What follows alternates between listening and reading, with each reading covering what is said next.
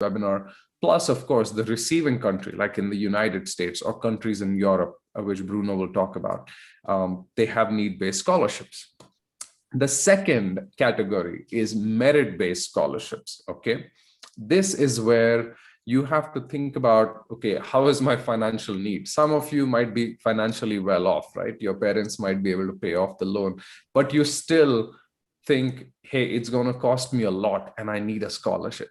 That's when you have to make sure you go into the merit-based category, right? And this category is totally dependent on your academic background and your work experience. So if you have enough merit to justify that you are more than an average student and you have all the skills and the passion it takes to build a career in that field, say you're applying for computer science, you should be able to demonstrate your passion and your merit, and that's what gets you a merit-based scholarship. Okay, and the third is purely test-based scholarships. So this category doesn't depend on your financial need, and it doesn't depend on your merit that much. Okay, they do look at it. They do look at some qualifying categories, like what's your GPA? There's a minimum cutoff.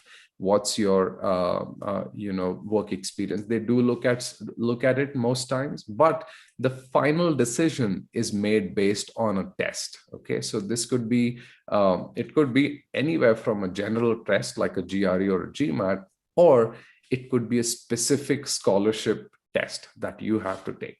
Okay, and our team has compiled a lot of those scholarships that you can receive from iSchoolConnect as a subscribed student, right? You can be on a free subscription as well or a paid subscription, but we have all those lists available. But in general, hopefully this gives you a good idea, right? Okay. Before we actually go into something interactive that I have for you, where we'll help you identify your chances at a very high level, I want to talk about certain factors that affect scholarships, okay?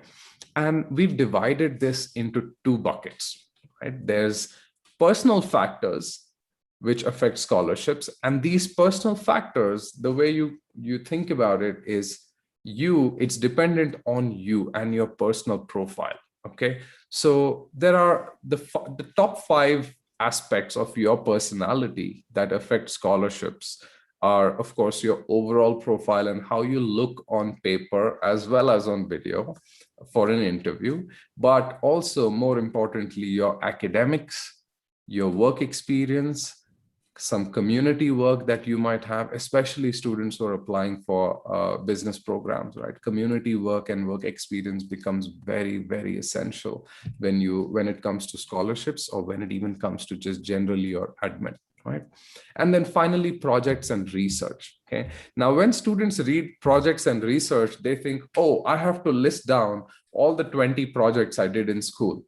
No, that's not what we're talking about, right? List your top 2 or 3 at the max, but we are talking about certain external projects, like you worked with some institute outside, right? You worked on the COVID-19 virus, right? And you helped identify certain things around. Now that's a project you want to really highlight, or some research, right? This includes research papers and things that you publish and everything. So your personal profile is the number 1 factor. But then there are some external factors that affect your scholarship as well, okay? And that is, the first one is the demographic background, okay? And what I mean by demographic background, now a lot of you, I see just from the names, a lot of you have joined from India, right? So being from India, and say you're from the IT industry, right? You have 5 years of IT experience and you're applying for a scholarship, you're applying to a program in computer science.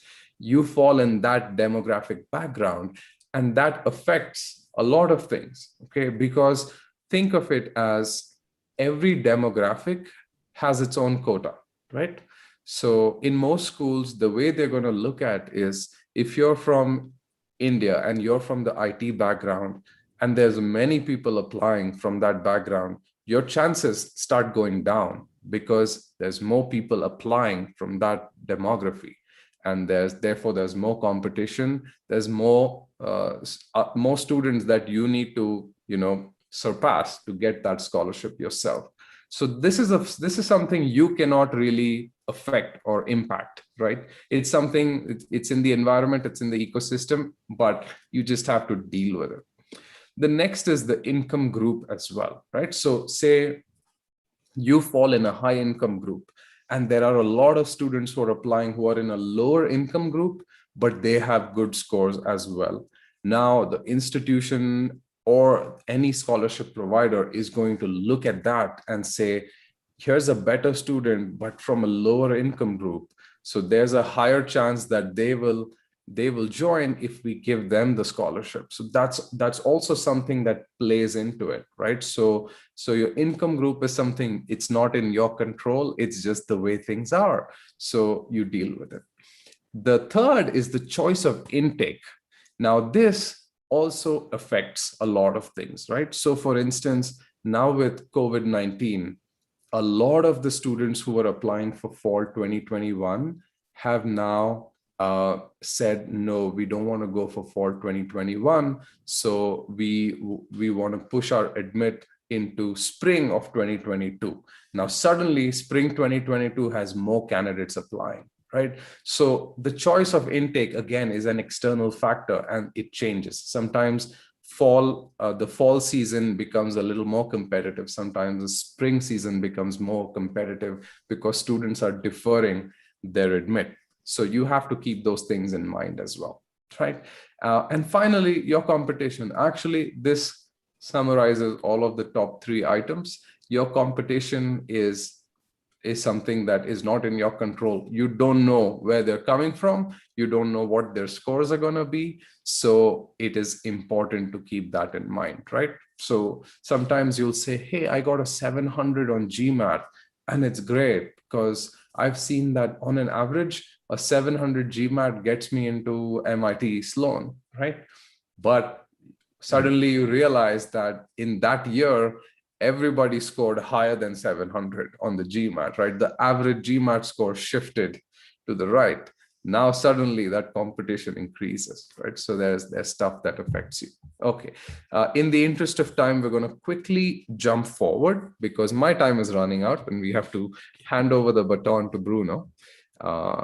So this is something that maybe you want to take a quick screenshot of, but this is the timeline for you to apply for your scholarships, okay?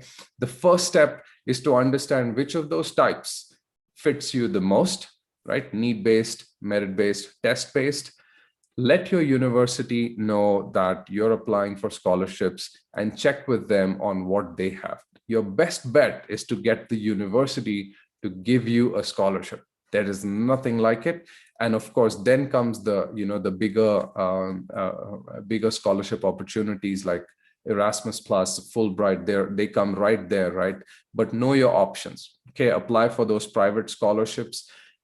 Next, check if you qualify for the chosen scholarships, right? So once you've applied to scholarships, there's no need to wait to apply for scholarships, right?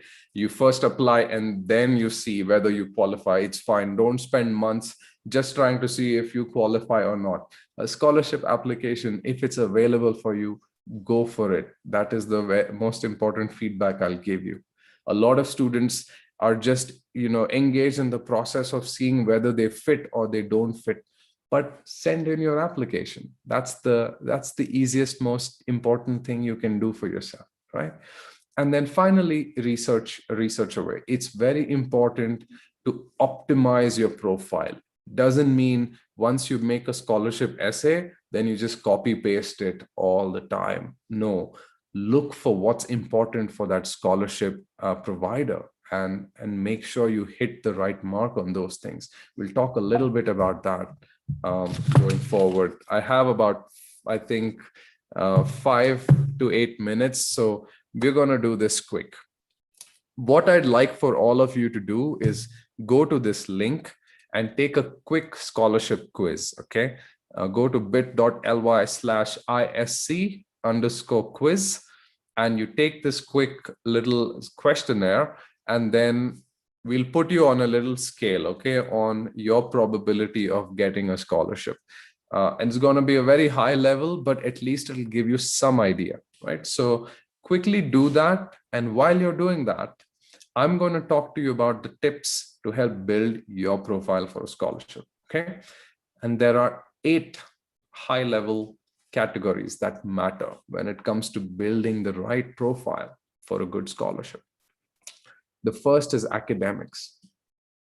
I cannot stress on this more. It is important to have good academics, right? Good GPAs, good projects, and good experience while you're studying, very important. But things happen, right? Sometimes you'll have that one score. It's if you're a graduate, undergrad applying for graduate programs, you may have a couple of subjects that you did not like, or something happened, and say you got an arrears, or a backlog, as some people would call it in some countries. It's okay, right? The rest of the 7 that you see here are categories that you should help to offset something that you missed in your academics, right? And it could be some skills that you have outside of academics, right? Like you might be a good painter and you might be selling your paintings. It is a very, very good skill to highlight in your profile, saying you're actually a well-built 360-degree personality. It's not just about academics, but you also paint or you do something else, right? I recently spoke to a student who actually professionally races karts, right? Go-karting. So he goes karting and he has so many prizes that he won in karting. It's amazing to just highlight those things, right? Shows so much about your personality. Generally talk about your persona. What makes you a different human being? So important to know that, right? And a lot of students discount the personality that they have, right? And it sometimes surprises me how you don't talk about the things that make you unique. So it's important to highlight that in your scholarship essay. Of course, important to highlight any type of experience you might have with research, work experience at a company. It's important to highlight those as well to show that you've been doing extra additional things to build yourself as a person. Make sure your LinkedIn and your social media are crystal clear and clean, okay? Number of times we've seen students on their Facebook profiles having random things that are not adding well to your profile, and it's very important. Of course, you can share anything you want with your friends, but your public profile has to be clean, right? There should be, there's sometimes we've even seen profanity in your public profile, and it's not a good sign when you have it that way, right? Your LinkedIn profile should be clean. It should list down all the different things you've done, because sometimes institutions will look at these, okay? Extracurriculars, if you play football and you play it at a state level or a district level, even better, highlight it, right? If you do any other extracurricular activities, highlight it. And finally, social causes. If you're a student applying for management programs, highlight your social causes, right? These are the 8 most important things, okay? I hope you're all taking that quiz while I'm speaking about profile building. We are going to quickly look at the results in a bit. Before that, now, those 8 points that I showed here, these are all important for your profile. But now when you start writing that essay, make sure you don't just take all of those things I listed and just like put it one by one on your essay, right? Chronological order. We see a lot of students just writing about it chronologically. I did this project, and then I did this project, then I did this project, then I went and worked here, and this is what I did in my work, and then I had this football. No, you have to investigate on how you need to write that essay. It looks easy, as if you'll sit there for 1 hour and finish it, but it takes effort, guys, okay? So you have to write, let it go, sleep over it, look at it the next day, see what's missing, again, tweak it, and build a story. And it's very important to build a story. Do not list things chronologically, okay? You have to build the story. You have to make it unique. that when they pick that piece of paper and read your essay, they see a different person. It cannot be just copy an essay from the internet and then tweak it to fit your profile. No, do not do that ever. Okay, read it, make it to the point. Yes, send it out to other people. Okay, references always help, but also just other people who can look at your profile and look at your essay and give you feedback. Very important. So please and please do that. Okay, and of course, highlighting extracurriculars, we put this here because a lot of people miss it. They're just talking about their GPA and how well they did and all of that, and they're missing all of the things outside of their profile, which is all the extracurriculars. So it's very important. And most important, it may sound trivial, but be positive. You cannot use the negative form of sentences a lot. Okay, it's very, very important. And especially we've seen this in the Indian context of how we learn. When we write, sometimes instead of using the positive form of sentences, we use the negative, right? I'm sure you all understand what it means to keep your sentences positive and affirming, right? Rather than use negative voice and things of that nature. So it's important to do that. Okay, now, before we move on to our next phase of the webinar with Bruno, here is a quick scale. Okay, so if you've taken that test, that link that I shared with you, you will get a score at the end of that test. Okay, match your score against this scale. Okay, and it'll give you a very high level idea of where you fit. Okay, so if you fall in the 50 to 70, which is typically where some of you will fall, or the 30 to, so you'll fall in that 30 to 70 range, right? You have slim to many chances of getting scholarships. Okay, now we don't, the questions are still pretty high level, so it cannot give you a chance of how much percent of scholarship you'll get, whether you'll get 100% or 20%. It just gives you a chance of getting a scholarship. Okay, now if you're in the 70 and above score range on that test you just took, then your profile is really, really strong. And if you focus a little bit on your essays and you focus a little bit on your profile and just, polish it, clean it up and present it, you have a really, really good chance of getting scholarships that are very much favorable to your profile. Okay, I know I rushed a little bit and I see tons of questions coming in as well.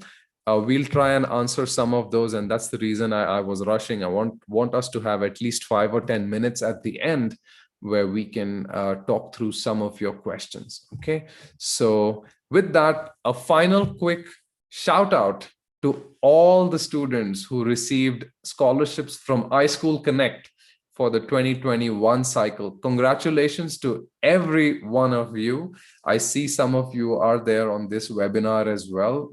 Thank you for choosing iSchoolConnect and applying to us for our private scholarship.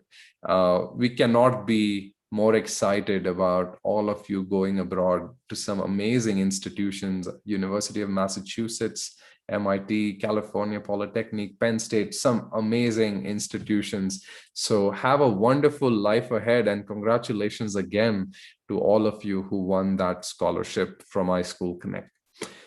Perfect. I think with that, I'm going to pass the baton to Bruno, and I'm going to stop sharing my screen. Bruno, over to you.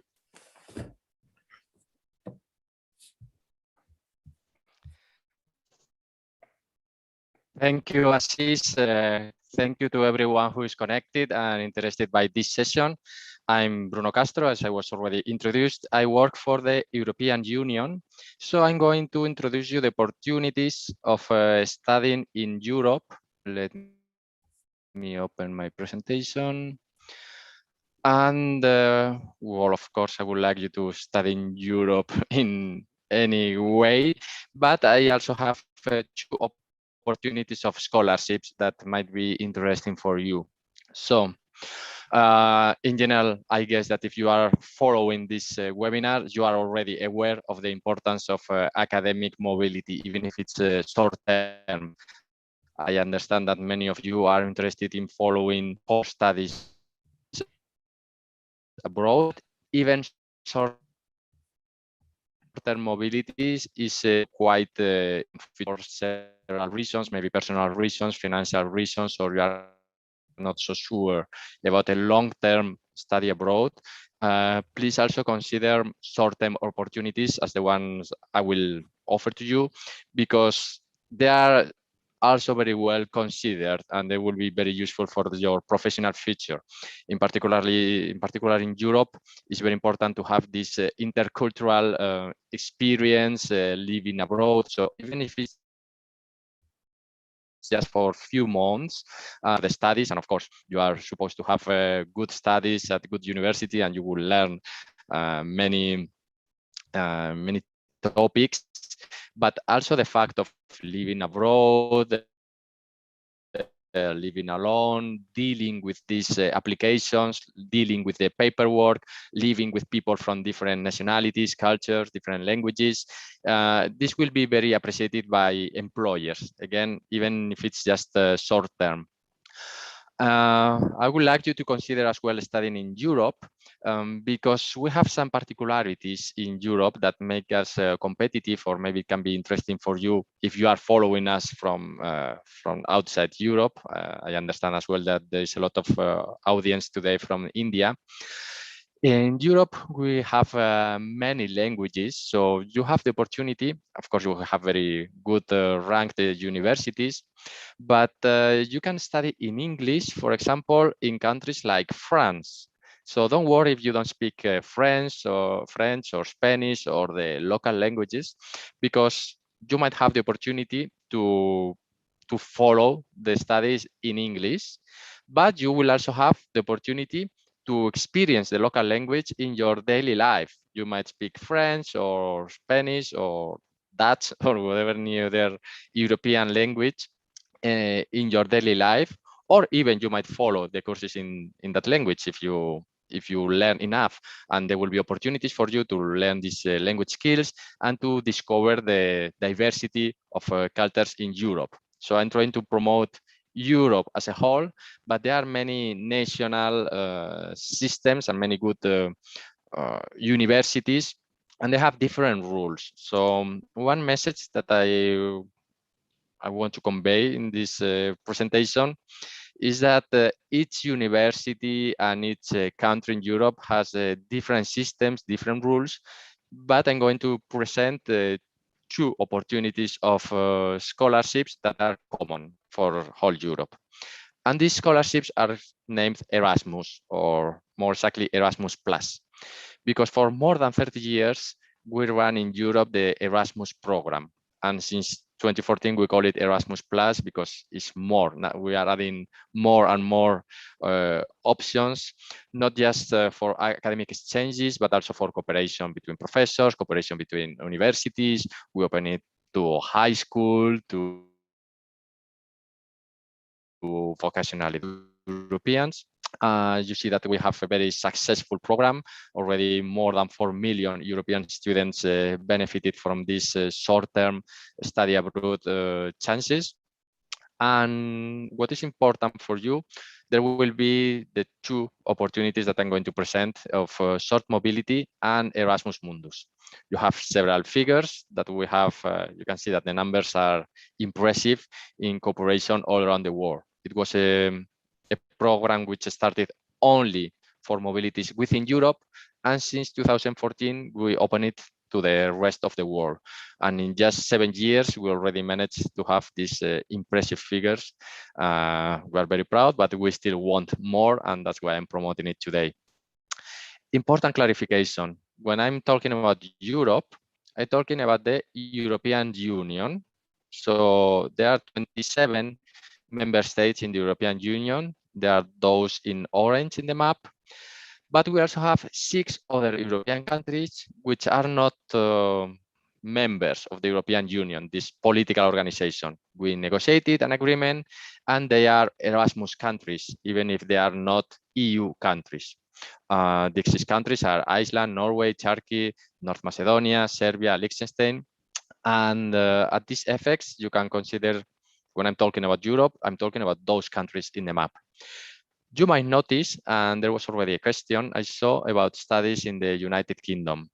The UK was a member of the European Union until a few months ago because of Brexit, but they were also a member of Erasmus. Many of the programs I'm presenting, they were signed while the UK was still a member. So they are valid for the UK. But the new contracts and the new programs, there will be without the UK. So you might find in the links that I'm going to share or in the opportunities for studying in Europe in Erasmus, you might find opportunities in the United Kingdom still, but they are phasing out. So if you are interested in the United Kingdom, you have to be quick because probably in a couple of years, there will be no more opportunities for that country. There are legacy projects. Again, I have some figures, so you might notice that because of political reasons, we are providing more scholarships to the neighborhood of Europe. So if you come from North Africa, the Western Balkans, sorry for the acronyms, EAP is the Eastern Partnership, so the former Soviet Union, and then is Asia. So we are giving more budget, more scholarships to our neighbors, but we have a good bunch of opportunities from the whole world. And you can see that there are bilateral opportunities. Also, Europeans can go abroad. Also, staff and professors can participate in this program. But we try to have more incoming participants than outgoing. Let's say more people like you coming to Europe than Europeans going abroad. After this clarification and introduction, I will two kind of opportunities that I think are relevant for you. These are the credit mobility and the Erasmus Mundus joint master degrees. Both opportunities can be available in a self-funded way, but for both, we have also scholarships. Credit mobility is a short-term mobility. So you are already studying, you have to be enrolled in your university at home, probably in India or away, even in the United States. You are already enrolled and you participate in these study abroad opportunities for a period between 3 months and 12 months. After the end of this period, you come back to your sending university and you will receive your diploma from your sending university. It's just an exchange, and the studies that you will conduct in Europe, in the European University, will be recognized. So you won't be losing this year. If you are taking, I don't know, 4 courses in certain specific topics, it will be recognized by, I will explain more in detail. There have to be a work between both universities, a work on recognition. So this is short term. It's important that the studies will be recognized, and we also provide scholarships, but the recognition is already very important in itself. And then we have Erasmus Mundus. These are independent programs. In this case, you don't need a sending university.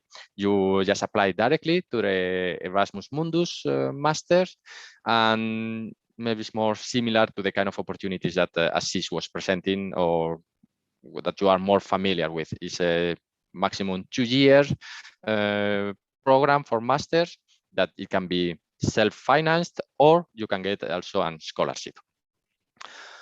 I'm going into the details. So the international credit mobility, when I'm talking about credit, maybe you are not familiar with this term. It's not a financial credit. It doesn't have anything to do with the loans or with the banks. Credit means the unit of study. So in Europe, we use the credit, educative credit system, which means that 1 credit is roughly the equivalent of 10 hours of work. So work at university, work at home. So if you are taking, I don't know, 50 credits for studying abroad, it means that you will be worth of credits. Is important to obtain this recognition. You cannot expect to have a 3 credit course in Europe and expect that your home university will recognize it as a 10 credit course. So it will be also in the topic and in the length should be more or less equivalent. The international credit mobility, as I said, is between 3 and 12 months. It's open to all the levels of studying. So at degree, grad, undergrad, master, doctorate. And you can also do professional traineeships. So you can go to Europe for studying, finishing your studies, and also have an internship in a company, which will be also funded. It will be paid as part of your educational curriculum. You can also have practical experience in an European company for short term. It's very important. So if you are already enrolled in your home country university, I don't know, it depends where you are coming from. Maybe you are enrolled in an expensive university in the US or in a free university, because some countries have free education. We don't care about that. You pay at home, and then you come to Europe and you don't need to pay anymore. So also it can be in an expensive European university, in a free European university. We don't care, because you have to pay, you have to regularize your obligations, financial, your paperwork, everything has to be done at home. So you are officially a student of your home university in India, for example, or where you come from. And in Europe, you will be a temporary student. Of course, you will be recognized. You have all the cards, all the paperwork, but you don't need to pay again. You might receive these scholarships, around 900 euros per month, and also a travel return ticket, normally at up to a maximum of 1,500 euros, depending where you are coming from and where you are going. In order to apply, this is a bit complicated, because we are representing all the universities in Europe. So we are giving the funding, we are establishing as a European Union, we're establishing the legal framework, the administrative framework. Ask me that, please, for specific scholarships, because I don't know about all the opportunities. There are thousands of opportunities. You have to ask to your local university, your home country university, because remember, you need to be enrolled already in a university. If you are just finishing high school, you are not eligible for this program. You have to be already in a university, and it works in a decentralized way. So you have to ask what kind of agreements do they have signed with European universities. Maybe they have no agreement, but you are increasing the network of universities around the world that are promotion activities to universities all around the world in order to join our program. So your local university will sign one or several agreements with European universities in different countries, for example, in Spain, in Estonia, in Latvia, for particular topics. For example, you might have an agreement, or your university might have an agreement for architecture in Spain, another one for IT in Italy, and another one for medicine studies in Belgium. That's an example. They might have more and different categories. And it's important, it's very specific, because in this agreement, they have already negotiated this recognition. So they have to be sure the professors who are involved are already in contact with the professors or the administration in the European university, and they can also ensure a follow-up that the studies are more or less comparable.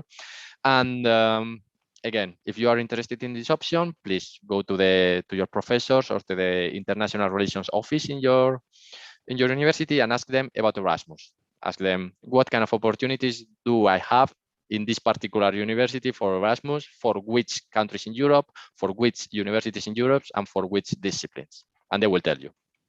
Then in order how to apply, the advices that they were given by ASIS are applicable, of course, but we don't have a single centralized system of selection. It will be your home university who will select you. So in some cases, the background is more important, the projects, your average score, sometimes it's the personal interview. We don't really care at my level. It will be your university who will decide how to select.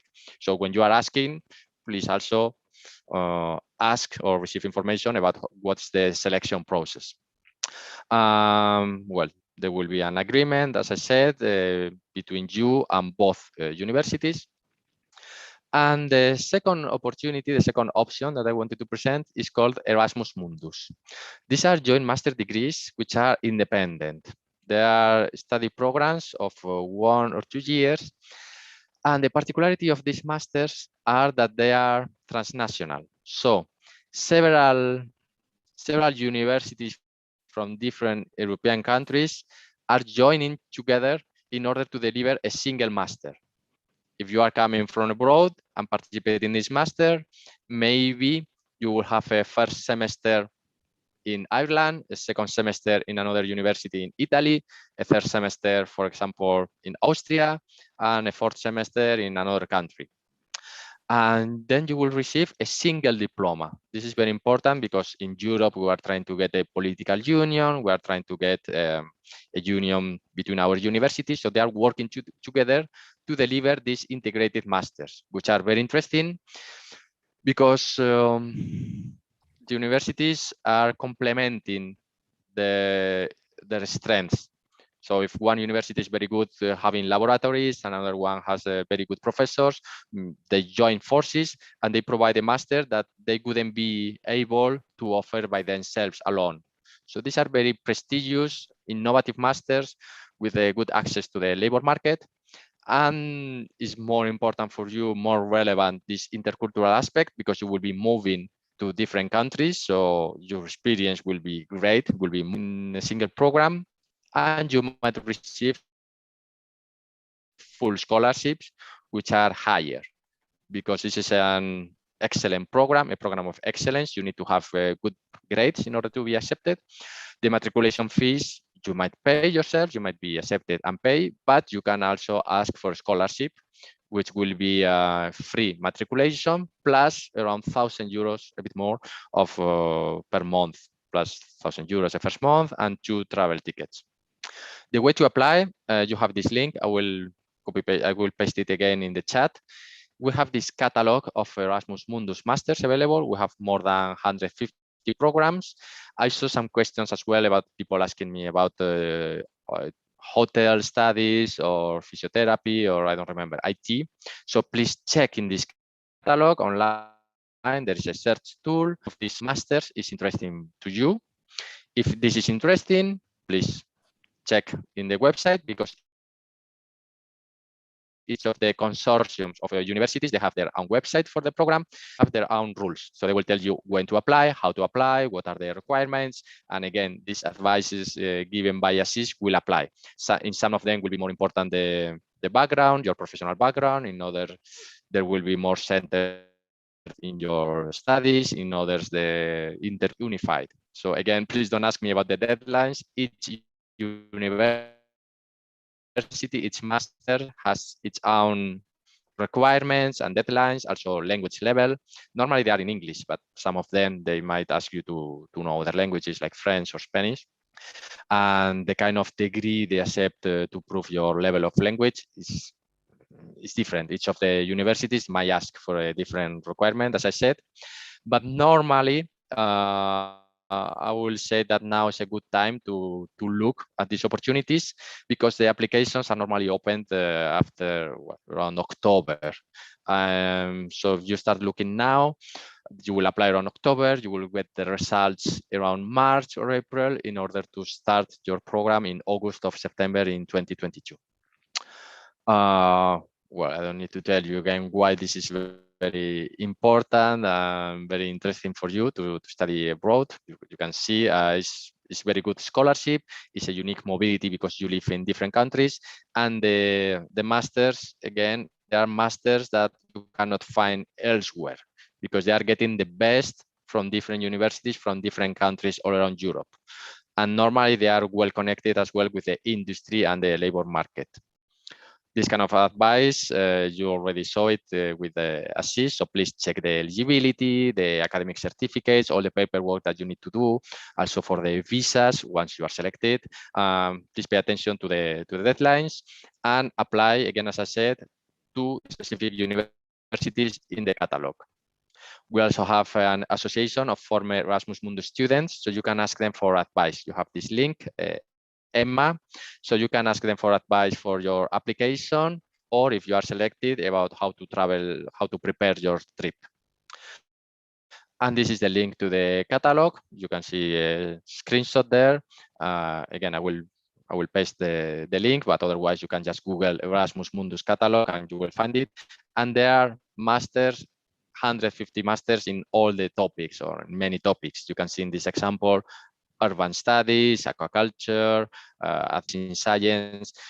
I'm sure that you might find a program of your interest, and you can apply to a maximum of 3 and then get selected in one.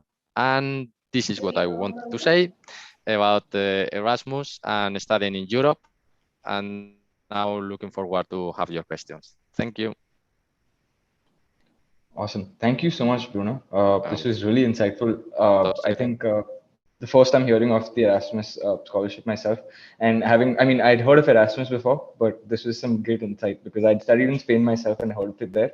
And yeah, awesome to know. I'm sure a lot of people here would have learned about this for the first time. I'll just go ahead and share my screen really quickly. So there is another giveaway as well that iSchoolConnect has been doing through all these sessions. And for this session, it's a guide to top 40 scholarship templates. You will get a chance to take a look at all the different kinds of templates available and pick and choose for your own profile what you think matches you best, and go ahead and fill out the details you need to, right? These are unique templates that we've created with a lot of research and a lot of designing effort in the backend. So for anybody looking for scholarship templates, feel free to use this link on the screen, which is bit.ly/isc_fest_day_3. And you'll be able to give us a little feedback on the session and get this in your email very shortly. But that being said, Bruno, there's been a lot of students that have received the Erasmus Mundus scholarship in 2021. Would you want to tell us a bit more about this?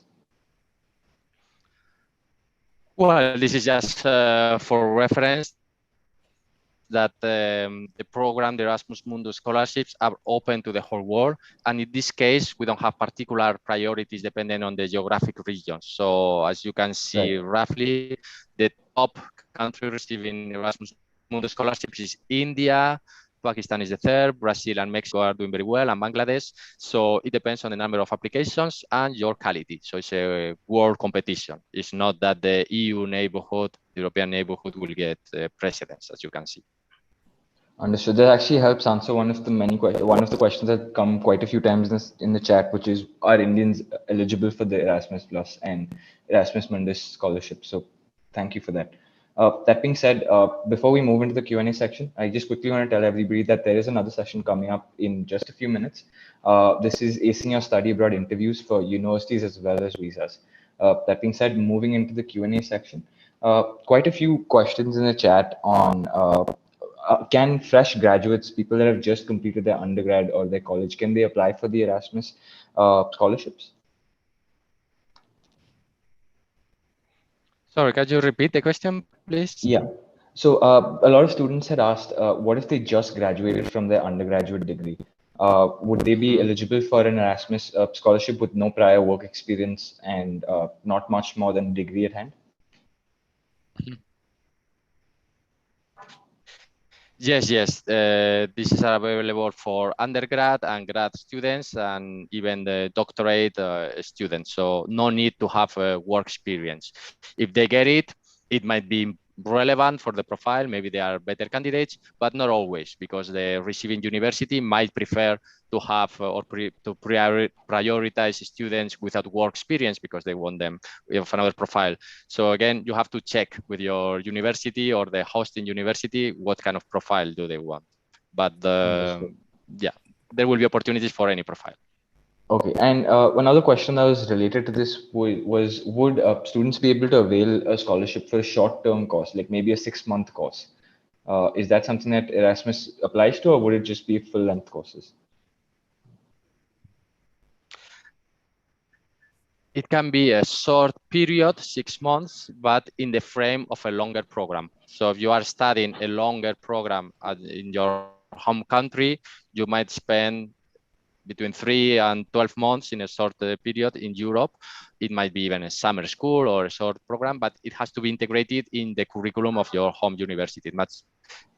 Yeah, you cannot apply just for an Erasmus in Europe if you are not enrolled in a home university.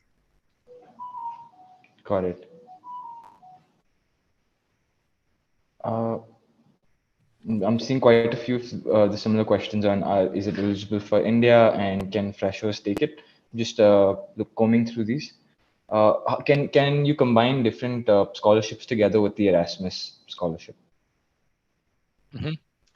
Can? Yes, Okay. you can. So if you have other sources of funding, maybe national, maybe private, yeah, better for you. Of course, you can. Got it. And somebody who's looking to study abroad in fall 2023, when should they start their application for the Erasmus scholarship? Is that coming up soon?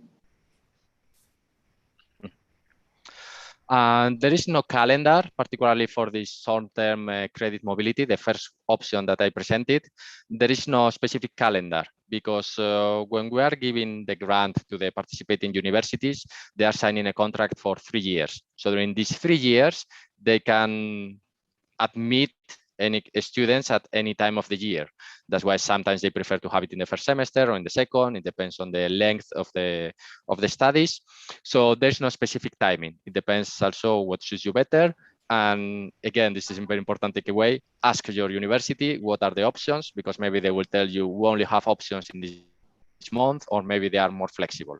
And for Erasmus Mundus, the second option, as I said, you can start preparing or thinking about it now in order to apply between October and December.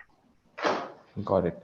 And there was another question on the scholarship. How much, I believe we did cover this during the session, but how much of your entire tuition and your entire program cost does the Erasmus scholarship cover? Mm-hmm.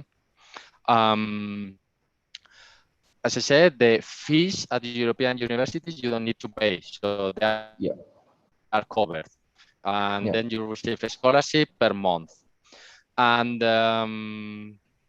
even if you don't receive the scholarship, that in most of the cases you get scholarship, it's just very rare not to have it, because normally we want international students like you. We don't want you to come to Europe without scholarship, because we don't want it to be an elite program. We want to provide scholarship to everyone, but in some particular cases, maybe someone is not able to get a scholarship. Even in that case, you will be exempt from paying these fees in Europe. And in the second case, in Erasmus Mundus, we can then say, if you have also, Assis was talking about the merit-based scholarships, but also the needs-based. So normally Erasmus is based on merit, but if you have particular needs, you might also get a top-up in your scholarship. For example, if you have physical problems or some background or some situation or family obligations, you might receive a top-up for your scholarship. That's why I didn't give a specific amount. Understood. Understood, absolutely. Ashish, Bruno, this is a question for maybe both of you. Can students with average scores in schools and colleges get a scholarship? What are your perspectives on this? Like, only the toppers get it, or is everybody eligible, and do they stand a fighting chance? Yeah, that's a great question. I'll take it up, especially in the US and Europe. It's scholarships are given across the board. So it doesn't have to be that you're in the top 5% of the class, right? Sometimes you might be, for instance, we had this student who had an extremely low score, actually, for US institutions, even somewhere around 55% to 60%, but then had 2 patents under their name, had done a bunch of research in antibiotics back in India.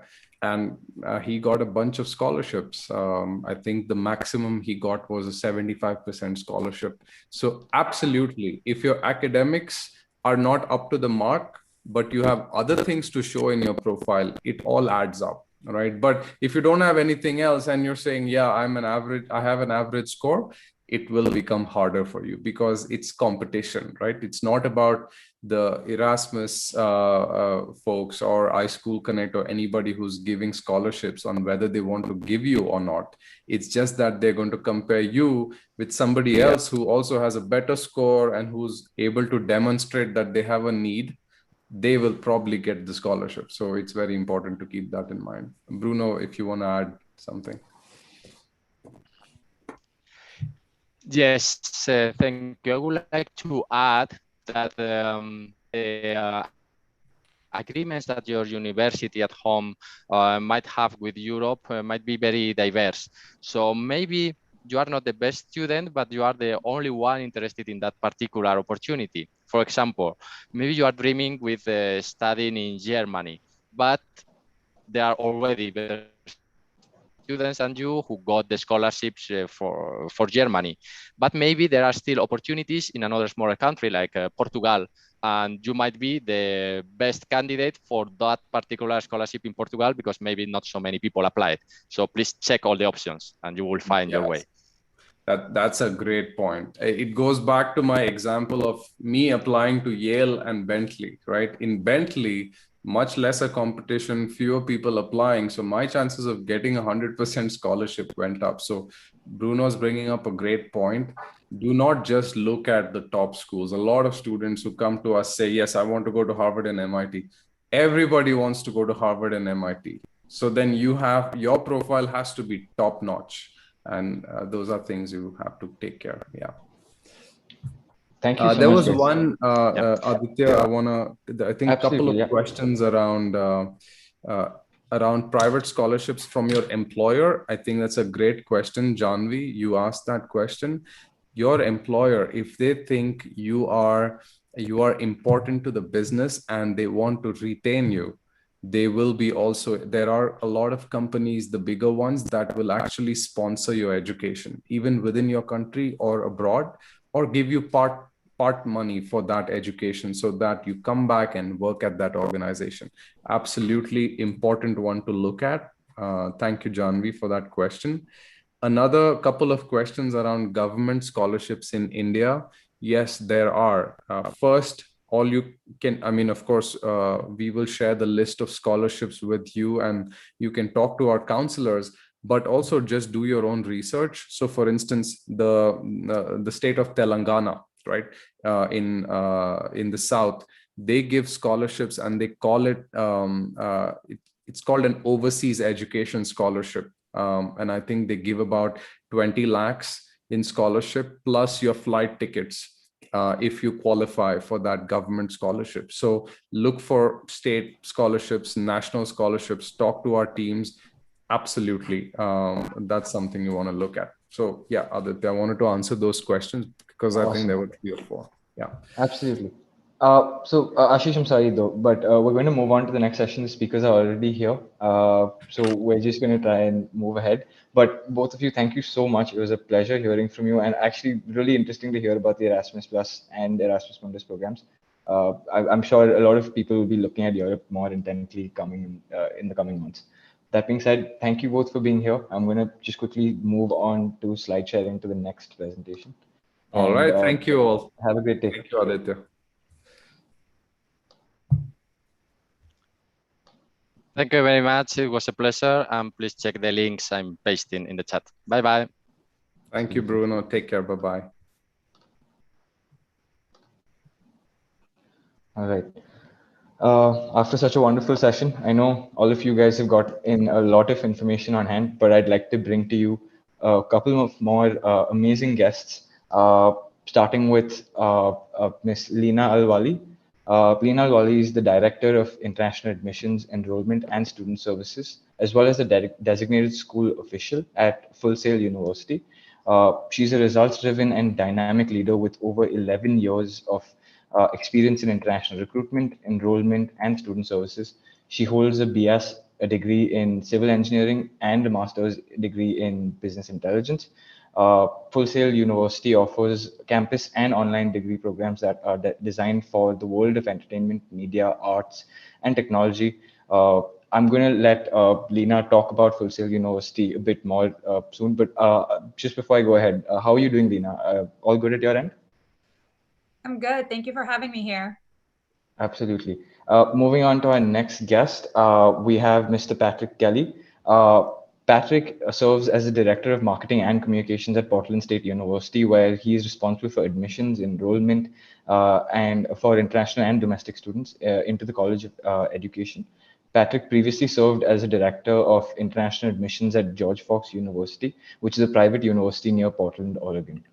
Portland State University is a globally recognized urban research university distinguished by the diversity of the students, the quality of its academic programs, and its scenic location in downtown Portland, Oregon. Again, how are you doing, Patrick? All good with you? I'm great. Thanks for asking and thanks for having us. Absolutely. Just to quickly give everybody a brief overview of what the session is about, we're going to be speaking about what is an admissions interview, what is a visa interview, how to prepare for an interview, and the do's and don'ts to keep in mind when being interviewed. And as always, there's going to be a great giveaway at the end, so stay tuned for that. Patrick, Lena, I'm going to hand it over to you now. Thank you so much. Thank you. Yeah, well, I'm going to talk just a little bit more about Portland State University. So we're a public school located in the state of Oregon, which is just above California and right below the state of Washington. We're on the West Coast. We're the largest university in Oregon. So Portland State University has around 26,000 students, and we have about 2,000 international students. So because we're in an urban setting, we have access to a lot of employers in the Portland area. The biggest ones in Portland are Nike, which started in Portland and still has its world headquarters there. And then Intel is also the biggest employer in Portland. So with over 200 degree programs at Portland State University, we're known as an innovative and affordable research university. We're one of the nation's most diverse universities also. So our international students can feel like the world really comes together at Portland State University while having that true American urban experience.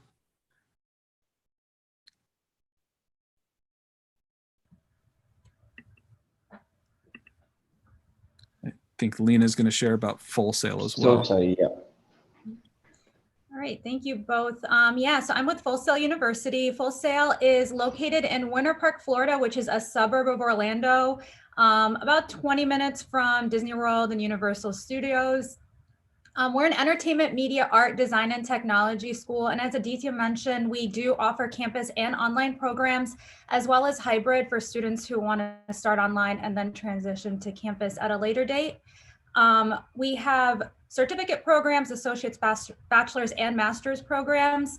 And we have about 22,000 students combined, including online and campus students, and over 550 international students from over 82 countries. All right, so we can go to the next slide and kick off the presentation. So like mentioned, we're gonna cover two main areas here. We're gonna talk about admissions interviews and visa interviews. And just to clarify, we're not gonna be talking about any other aspect of the visa stage of your transition to the US. So we're not gonna be talking about how to apply for a visa, you know, what happens before and after. We're just gonna stick to the visa interview. After this session, there is gonna be a session dedicated to everything visa, so you can ask all those questions then. But in terms of the admissions interview, this is gonna be more of a conversation with a representative from institution, and it's gonna be less formal than the visa interview, but it's really just them trying to get to know you. And throughout this, we're gonna go in detail about what we mean. And this is gonna be conducted virtually, usually via Zoom, Skype, Google, WhatsApp. The visa interview is going to be more formal, much shorter. This is going to be with at an embassy or a consulate with a consular officer. And this is to determine whether you're a good fit for to get the F1 visa and to study in the United States. And this is going to be much shorter, but in person.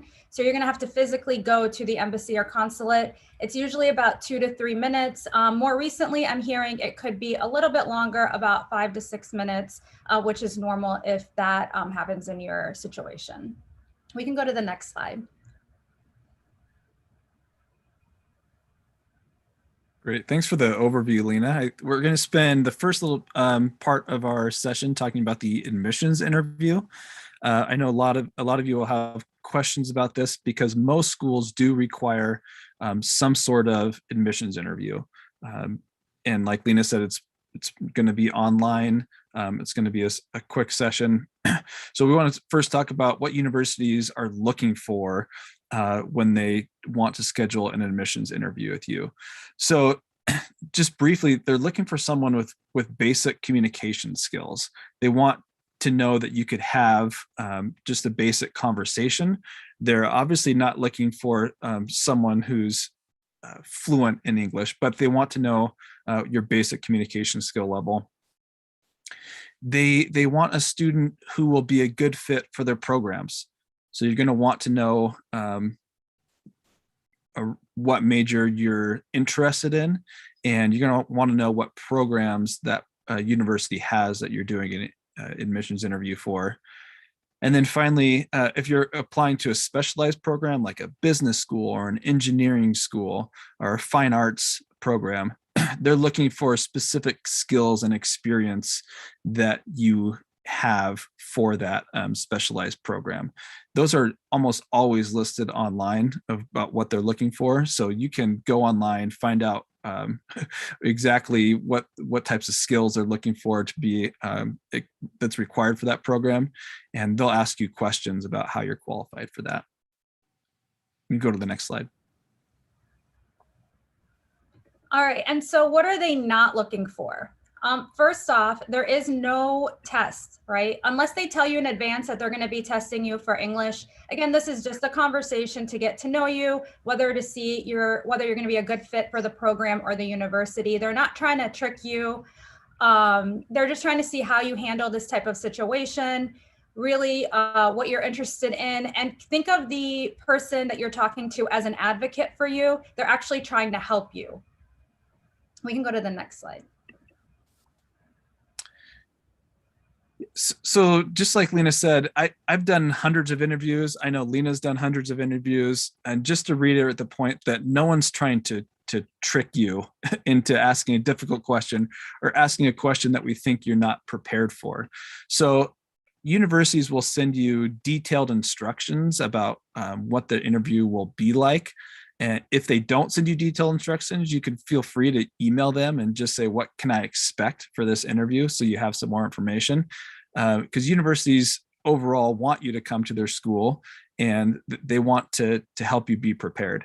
So read the instructions carefully. They're going to list maybe some specific questions that they're going to ask you, or they'll list just a general overview of what you should be prepared for. So make sure you read those instructions. Sometimes they want you to log on early. Sometimes they'll have some video components that you want to make sure you are aware of. So read those instructions carefully, and then read the materials that you've already sent the university. I know a lot of you will be applying to multiple schools. Be sure that you know what school you're doing the interview for, and you have read your materials that you've already sent them, because they will have those in front of them when they're talking to you. And you want to try to bring up points that you've already brought up in your application or your materials already. And then finally, read online materials about the school. Everything that the school wants you to know is already online. So the International Admissions homepage is a great place to read. The university homepage, or the about information for the university, and then know information on your major or your program homepage. So when you go into the interview, you could show them that you already know information about the school. Yeah, another good thing too, just to follow up on that, is you can follow their social media channels. They usually post a lot of great content. You can really see what students are doing, what campus life is going to be like.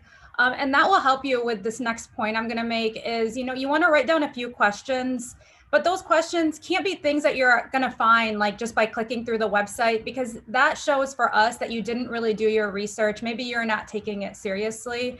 So really think like, what do you really want to know that's not already available to you?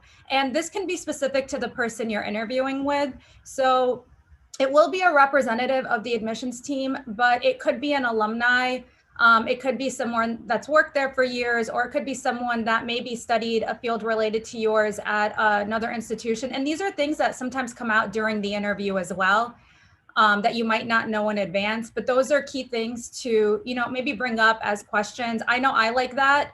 So if you're doing the interview though, and you say something that's not true, like say that you are an expert in a particular topic that you don't really have a lot of knowledge about, you want to be careful because that person that you're interviewing with might actually be an expert in that topic. And now you've opened it up for them to ask you more detailed questions. So if you don't do that, they're probably going to ask you very general questions. Like we said, they're not trying to trick you or test you or anything like that. But we're basically starting off with a few key questions to kick off the conversation, right? And then just to keep the conversation flowing. So just be very truthful and honest. If we ask you something that you don't know, say you don't know. I appreciate that. And it's just going to make the conversation more seamless. And then make sure that you're testing all your equipment before the interview. So I'm talking about anything related to your computer. So the internet, your audio, your video. Make sure you do this multiple times. You can do this a few days before, do this the day before, do it the morning of, because that's going to be the key thing, especially in this virtual world, to make sure that everything is going smoothly. This is going to be less pressure for you as well, because I know it can be very stressful, right? Like if you're trying to log in and it's not working or your microphone's not working, you're also not going to be your best self because you're going to be stressed and you're going to be worried about that. Also, think about what you're going to wear in advance. So that way you're not scrambling to like figure out, okay, this is the outfit, and then you run late. All these little things that you don't want to think about right before the interview. You want to be calm. You want to be your best self. And then a big thing is to practice. You can practice with a friend. You can practice with a previous teacher, a mentor, a parent, a family member, someone that maybe you look up to, and ask them for truthful advice. So there's a lot of different resources. We're going to go through a few things, a few tips that you can use. But the key thing is practice, practice, practice, right? So practice with your internet, your video, your audio, with a friend, and then you should be good. So next slide. Yeah, just a few examples of some questions to ask at the end. There's always, or almost always, going to be time to ask questions at the end of your interview. So an example question that you might want to ask is, please tell me how many international students you have. So once you put in the chat, I know there's a few questions in there already, but do you think that is a good question, or maybe you could have a better question? So is that a good question or bad question? Please tell me how many international students you have. What do you guys think?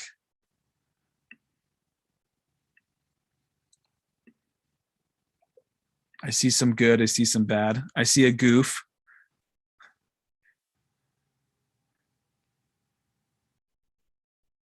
Yeah, thanks for your responses. I'm not going to sit through all 200, but most of them say bad, or probably it could be a better question. And that's right. I would say this is probably not a good question to ask, because as we said before, you should be doing your research on the university before you get into the interview. So almost always the international page will say how many international students this school has. So maybe a better question is the next one on the slide, which I see you have 2,000 international students. So that shows that you've done your research on the school. You know how many international students they have. So I see that you have 2,000 international students. How do they stay connected after they graduate? So that might not be something that's on page or might be difficult to find. So it shows that you've done your research on the school and you want to know more. So how did your international students stay connected after they graduate? For example, I'm going to go back to India and I want to know if there's an alumni network in India that I could always rely on and keep in touch with. Another example of maybe a not so good question is, how many majors do you have? Or I'm interested in a specific major, like I'm interested in engineering. Do you have that major at your school? That's something that you could find on the webpage already.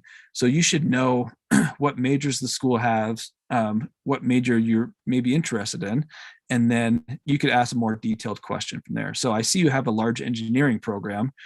Can you tell me if there's any practicum or internships experience that I could have with that program? So that shows that you've done your research and you're asking a more detailed question at the end. All right, so now you are at your interview or you're getting ready for your interview. You want to be early. So just log in to Zoom, Google Hangout, wherever your interview is supposed to be, and be there early. It's not going to hurt anything. You can finish preparing as you're logged in. You don't have to be on video or audio, but definitely don't be late. Dress professionally, and you have to think of like what's going to be good on camera. So not a lot of patterns, right? Make sure your background is not distracting, that there's not going to be people walking around. It's usually safer to sit in front of some sort of wall. If you are in front of a window, make sure like the blinds are closed because the lighting from the back could be very distracting. Make sure that you're well lit so that we can see you, that we can see your full face. You would be surprised. These are things that happen, you know, during interviews where maybe like they're sitting in the dark or their head is cut off. And so make sure you're looking at yourself. And this is all part of your preparation. You can, you know, figure out your setup. And then when you're talking, you know, be clear and confident. And part of that is just being honest, be yourself. But the practice is also a key component because in your head, you might be like, no, I could definitely answer these questions. But when you start to say it out loud, sometimes people stumble. So just by practicing, it'll just come out more clearly. And then have good body language, you know, because we can see just by the way you're sitting and moving, how you're feeling about the interview. We can go to the next slide. All right, so the first one is, why are you interested in this university? So this is actually a difficult question if you don't do your research, because a lot of universities have a lot of things in common, right? And you could say, oh, because I want to study in the state of Florida. Well, there's a lot of schools in the state of Florida. Why do you want to study at Full Sail? So I would really, and this is important for you to know too, why you're picking that university, because it's a big deal, right? To move from another country here to attend. So you also want to make sure this is truly something you're interested in. But is it because you know someone that went to the school? Is it because we're one of the top rated programs? Is it because there's an alumni from the school that you follow that's been very influential? So just really think about how you're going to answer that question. And again, say it out loud before the interview. The next sample question is, what subject are you thinking of studying? So this is something that you don't need to know for the interview. If you know your exact subject that you want to study, you're welcome to say so. And I think it's good to show that you're motivated in that area. But if you don't know, it's okay to say, I'm not sure what subject, but these are the subjects that I'm interested in, and this is why. So if someone asks you this question, you don't have to know, or you don't have to make up an answer. But what they're looking for is that you've done your research, you know what some areas are that you're interested in, and that you know what programs that school has. And then a more specific, you know, based on your application and the information you submitted, would be like, what experience do you have in engineering that made you want to join this major? Now, I was an engineering major, and I had zero experience in engineering, right? So I would truthfully say I have no actual experience in engineering, but I have family members that are engineers and I know what they do. And that's something that piques my interest. I also enjoy these different subject areas that are within the engineering field. right? And it's okay. And we understand as well that people do change their major, you know, when they come. So it's just really trying to get an understanding of why you picked engineering. As long as you're honest, there's not really a right or wrong answer to this. And that's the same with the next example question we have is, where is your ultimate career goal? There really is no wrong answer. If you shared what specific field you're interested in, obviously your career goal should be in that field. But think for the next 10 years out. You don't have to think when you're retiring, what is your job that you want, but in the next 10 years, what career do you want? So if you're going into a theater major, you could say my ultimate career goal is to be in the New York Ballet or the New York Theater. It could be general, doesn't have to be very specific on an exact job.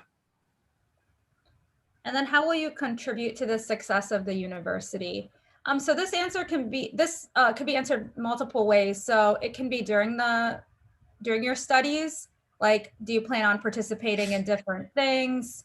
But most importantly, you know, as alumni of the university, you're representing our school and you become an extension of our school. So we're really looking to see that when you graduate, you are going to be a good representation of our university. And so that's why we're looking to make sure that, you know, you're a good fit, you're in the right program. And some of the following things we're going to talk about is how we measure how you'll contribute to the success of the university. And what extracurricular activities are you involved in, such as a club or sports or an instrument that you play? A lot of people ask this question just to get to know you a little bit more and get to know maybe what extracurricular activities that you'll want to do on campus. You probably would have already answered this in your application through a resume or maybe admissions question or essay question. So it's okay to give the same answer that you gave on your resume or application. If you are interested in playing sports, and you've already written that down, it's okay just to say, I'm interested in playing soccer or football, and I see that you have an intramural club at your campus, and I'd like to be involved in that. The next one is, I noticed in your application that you played piano. Why is that important to you? And so the why is the key thing in a lot of the questions we ask. We just want to know the reasoning. How does it make you feel? What is it about playing the piano that you enjoy? So again, you know, just answer truthfully. Is it that, you know, it's very relaxing? It's a way, I know I play the violin and I like playing the violin because when you're playing the instrument, you're really not thinking about anything else. So it's almost like my form of meditating, right? And so that's an okay answer. You can say maybe you're in a band and you like playing with the band. It's something you've done since you were young. Really anything like that is okay. I think the next question is often difficult to answer. Is what is an area that you're working on improving? And most of the time, students will laugh and say, I want to improve my English skills. And that's a common answer, but it's not necessarily what a university is looking for, because they know your English skills aren't perfect and they're not fluent. So you could say you want to improve your English, but you should also have an area that you're wanting to improve on. So I think a good example might be that you want to be more social. You want to get involved in more campus activities. American schools in particular are very big on extracurricular activities. So getting involved on campus in a different way besides studying and academics is important to an American school. So any activity on campus that you're interested in, or you could say, I would like to get more involved in that. I wouldn't say that you want to become a better student. I think universities want you to be a good student. So even if you know you want to improve on that, maybe you don't have to say it. But just try to think of something, an area in general that you want to improve on. I think becoming more social, making new friends are kind of good areas to focus on. And then why do you want to study in the USA? That's a big one for also the visa interview, to really understand, why you want to study here. And it can be, again, this can be answered many different ways, but what you want to really pick out is like, what is it about the United States that's different than your home country in terms of like, why are you choosing, to travel across the world to study here? And it has to be something related to actually, going to university, your education. Maybe you want to interact with people from diverse backgrounds, get acclimated to the culture here. Again, maybe it's just the fact that that program offered here is the best and there's nothing similar to it in your home country. But really be able to explain why you want to study in the USA. And our last sample admissions interview question is, what part of your culture are you most looking forward to sharing with American students? So this is something good to think about before you come to the United States. You're going to notice things about your culture when you're here that you didn't notice when you're back at home. So just think about culturally, or maybe a family experience that you enjoy at home, and what would you like to share with American students? This doesn't mean you're going to throw a big party and invite people you don't know, or host an event, a big event. It's just, who are you and what is your culture that you're most proud of? And when they ask this question, they're not looking for exact ways that you're going to do it. They just want to get to know you. They want to know that you kind of understand your own culture, and they want you to share some of your culture with them.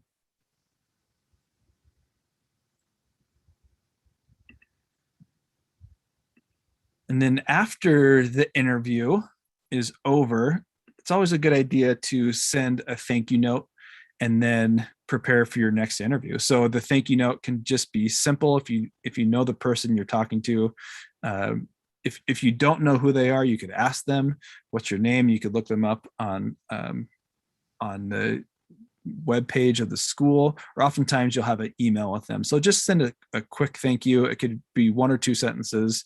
Thank you for your time. I know you're busy. I appreciated learning more about the school. And then prepare for your next interview. I saw a question in the Q&A of, do you have to do an admissions interview, and do all schools require it? And the answer is no, not all schools require it. And even at Portland State, we don't require an interview for all of our majors, but we do for some of our programs and some of our majors.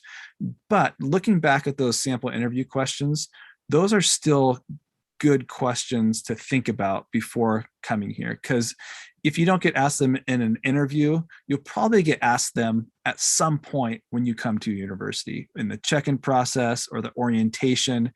Those are types of questions that you'll get asked. So even if you don't have an interview, I think that's a good list of questions to be thinking about before you come to American school. And then to answer that question, for Full Sail University, we do require an interview for every single applicant for all programs. So whether it's a certificate or a degree seeking, even intensive English has an interview prior to the program. Okay, so just to recap, tips for a successful admissions interview. So first, most importantly, be yourself. Remember, we're trying to get to know you. Do your research on the school and the major. Know the reason of interest and how they align with your personal goals. Listen to the full question before responding. We didn't really cover this, but this is a big one. So 1, wait until the question is over. Don't interrupt during the conversation.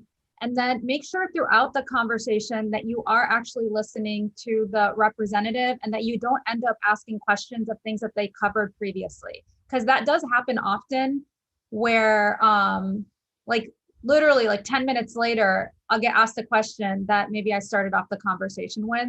And so that's not the best thing in the world. So if you can avoid that, that would be good. And then come prepared with questions that are not on the website, not easy to find. Test your internet and technology, computer, camera, microphone, phone. Dress professionally, choose the proper location. Remember, make sure the lighting is good. There's no distractions in the background. A big one, practice as much as you can, and then don't be late. Log in early, and I think that you'll be good. So in the next section, we are going to cover visa interviews. Yeah, so we're going to transition a little bit to the visa interviews, and like Lena shared at the beginning of the session, we're just going to talk about the interview portion. We know there's a lot of different components to your visa interview, and that will be covered in a different session. But for this particular session, we're just going to be talking about the interview component. So what are consulates looking for in your visa interview? It's different than an admissions interview in a lot of ways. They're not necessarily getting to know you. They want to know details about your application.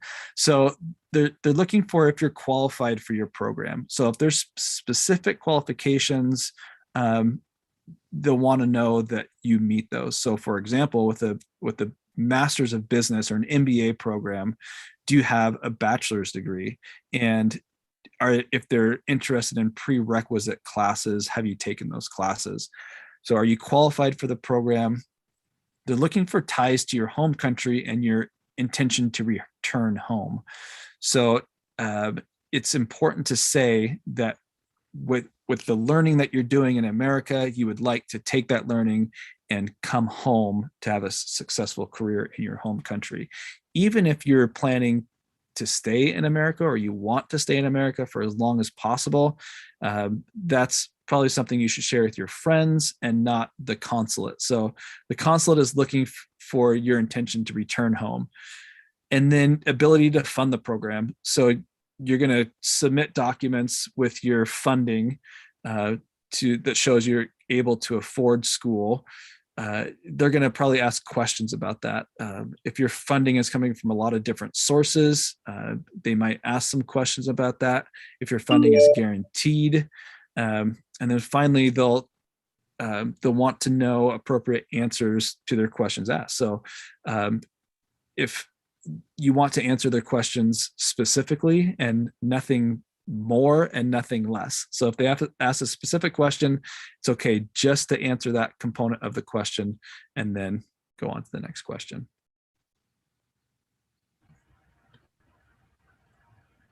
Yeah, a big thing is that, the consulates are basically trained to look at you as if you have the intent to go to the US and stay in the US. And so you're basically trying to prove that, no, my intent is to study in the US and bring it back to my home country.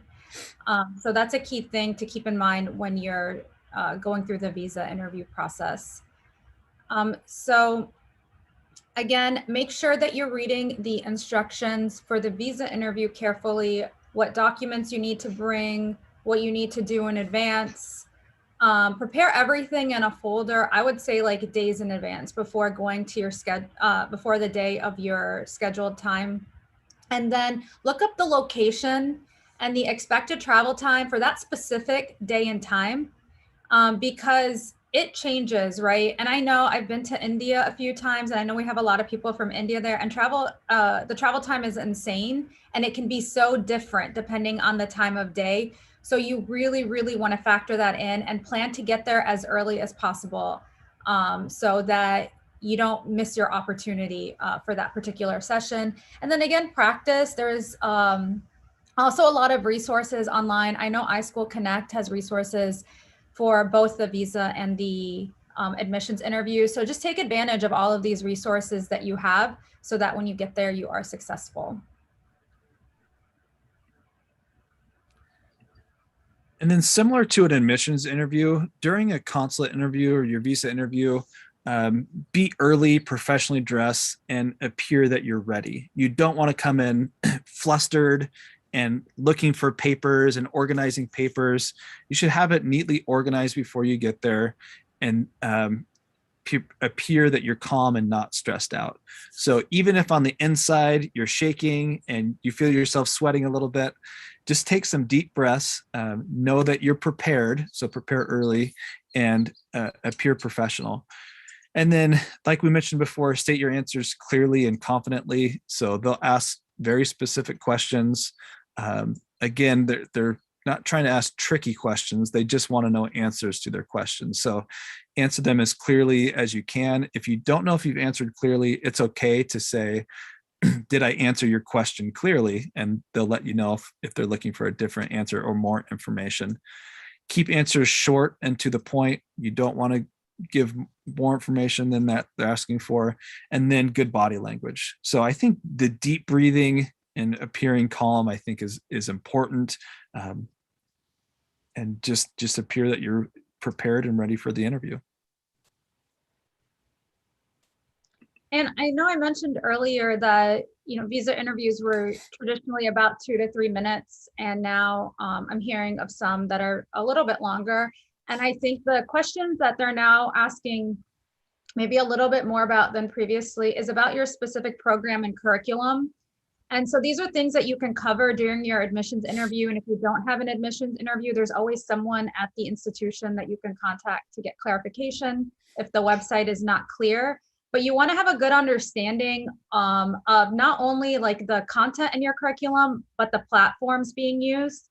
So if you do have some online coursework within the program, and I think most institutions do have online classes here and there, even for a full campus degree, you just kind of want to understand and be able to really clearly answer those questions at the visa interview.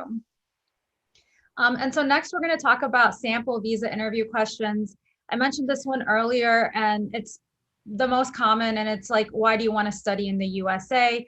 So again, if there is something at your institution that sticks out, something that's not offered in your home country, it could be a software that's covered or taught that maybe in your home country they're not using yet. So you want to be ahead of your game and bring that back, right? So little things like that, the details are the key in these types of situations. And then remember, the main thing is, even though you do have the opportunity to stay and work a little bit in the US after you graduate, you don't want to talk about that. You want to focus on the fact that, okay, when I come home, my family has a business in this industry, or I want to start this business. If you already have kind of a job lined up, you definitely want to mention that, right? So anything to really distinguish why you want to study in the US and then what your plan is going to be. And that's similar to the next question of why did you choose your school? So a lot of times you choose your school because you have friends there or you have family members that live close to there. The visa interviewers don't want to know that, or you shouldn't say that, because that might indicate that you plan to stay after you graduate. So knowing a little bit of information about the school, such as location, or they have a specific major that you're interested in, are good answers to that question. And then how are you being funded? So it can be, your personal funds. Most common, it's family funds. So whether it's parents, an aunt, uncle, you just want to be able to explain what your plan is, and to make sure that there's not going to be a risk of maybe you losing your funding, right when you get to the US. They want to make sure you have the funding to sustain you throughout your whole program. And that's for your degree as well as the living expenses. And then if you do have a scholarship from the institution, this is a good time to mention that, whether full or partial. It's nice to show, that you have some form of scholarship from the university. And what do you do, or what do your parents do for work? So they're looking for funding again, and they want to know if it's consistent and if it will be consistent 3 or 4 years. So if your parents have jobs that are consistent, you could say that, they work for this company and they've been employed for 10 years. And if you have a job, you can say what your job is and that you're planning to come back and do a similar job, or after you graduate, have like the next level of that job that you're doing right now. So they're just looking for funding, and that it's going to be consistent when they ask what you or your parents do for work. And then again, similar to the first question, like why not study in your home country?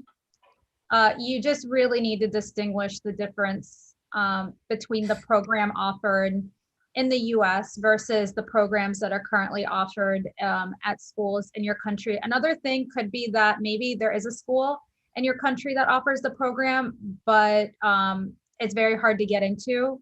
So if you did try to get into it, I mean, you can mention that as long as you're justifying the reason why you're deciding to go to the US and it makes sense. And then why did you choose the program? Like Lena said, if it's a program that your country doesn't have or it's hard to get into, that's a good answer.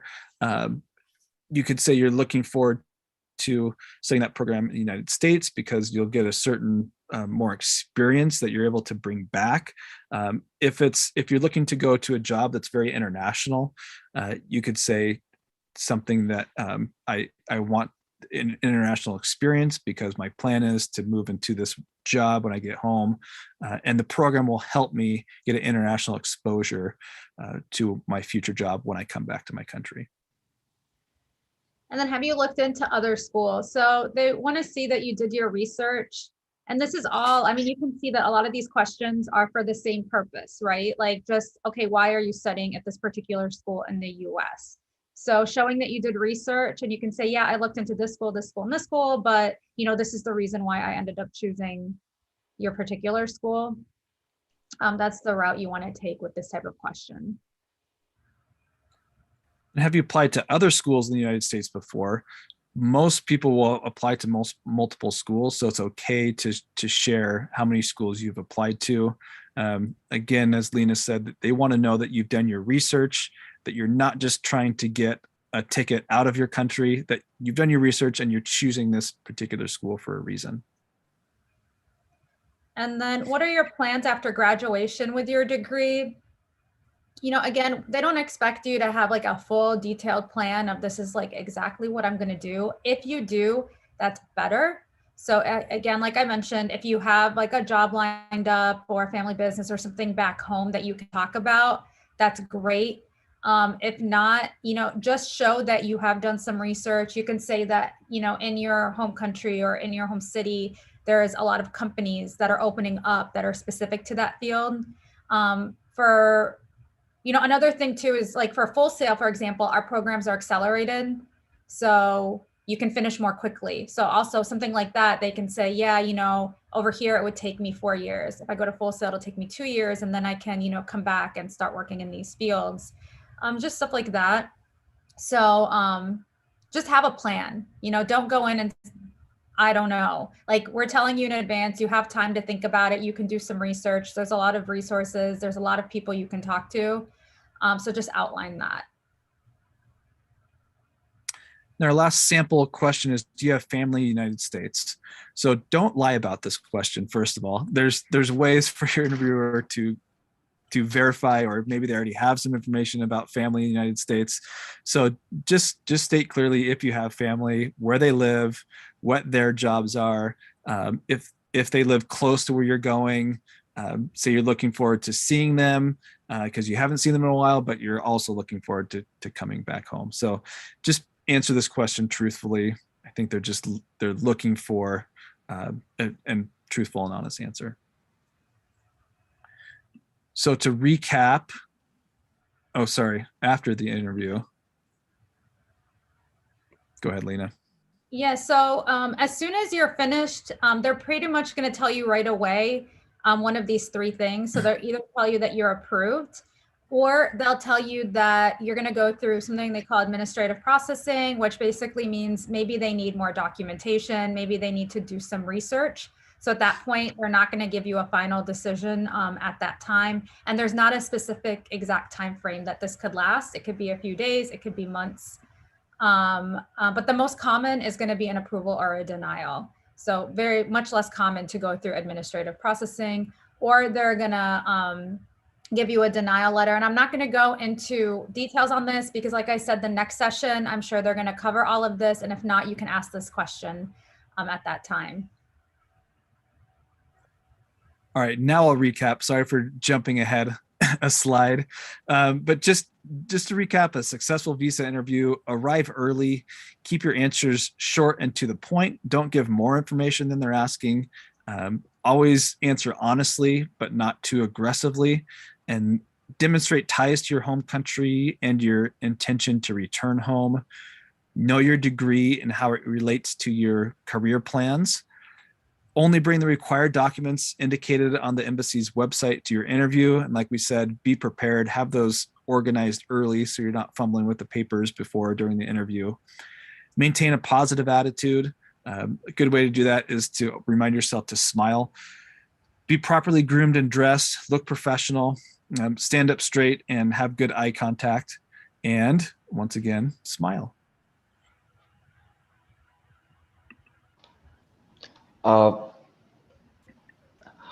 Awesome.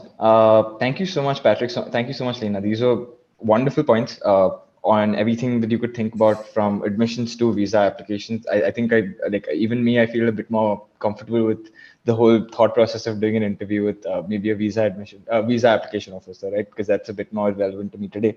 But that being said, I just wanted to quickly talk about a giveaway before we move into the Q&A section. There's a study abroad checklist that's available for anybody that's interested in studying abroad soon. And for that, all you need to do is fill out this easy link here, which is bit.ly/isc_fest_feedback_day_3. That being said, this should be in the chat as well. So feel free to go ahead and click on the link and give us your feedback. Also, before we move ahead to the Q&A session, there's also the Decoding the Visa and Immigration Processes Through COVID Times session, which is coming up in just a few minutes, and I'll be introducing the host for that shortly. And that being said, we have quite a few questions, Patrick and Lena. With all these wonderful points that you've given us, quite a few questions have sprung up, and I'll just walk through them really quickly. Is it okay to make small talk with your interviewer when you're going in for, say, an admissions or a visa interview? I'll say for an admissions interview, it is okay to do a little bit of small talk. When the interviewer is ready to get started with some questions, I think they'll do that. But generally, how are you doing? What's the weather like? Those, to begin with, I think it's okay to answer that or have some small talk in the beginning. For a visa interview, I would say no, just smile and be ready to answer your questions. Understood. Lena, would you agree with that as well? Basically, in visas, you try to stick to the amount of time and questions that they give us, and admissions feel a bit more free and relaxed when you're speaking with them. 100%. Yes. Awesome. And would you both suggest that students, I know we spoke a lot about the US, but would you suggest that consulates of other countries would also like to hear that, you're planning on coming back home as opposed to settling down, or would it be different for different countries?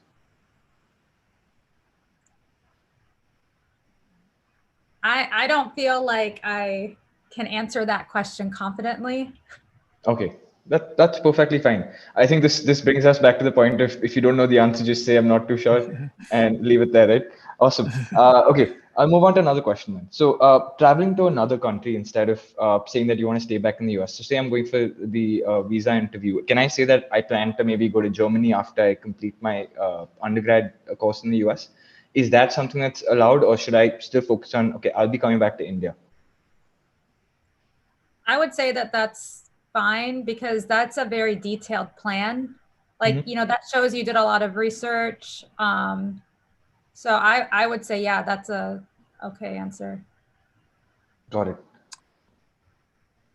Yeah, and I would add, as long as it is a detailed plan. And it's not just saying, I want to go to Germany after, but if you've done your research and you know what you want to do specifically, I think it's okay to say too.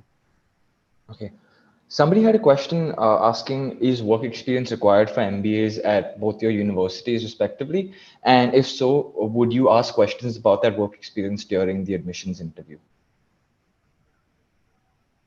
We don't have a general MBA. We have an entertainment business master's program, and work experience is not required, but I would say a lot of people who do our master's program do have some work experience before entering.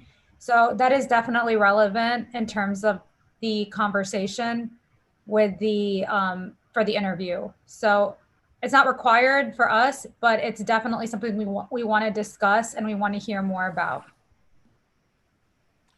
And similar for Portland State, we have an MBA program that does require work experience, and we have an early career MBA that does not require work experience. So it's important to look on the website. And like we mentioned earlier, the requirements will be clearly listed on the webpage. So just know what they are, and you could answer that way. Got it. Next question that we had from somebody was, how many interviews can there be? Like, for example, say for a visa application, how many interviews can you expect it to have? I know the in general it's usually one, but is there a likelihood of there being more? And same with the admissions as well.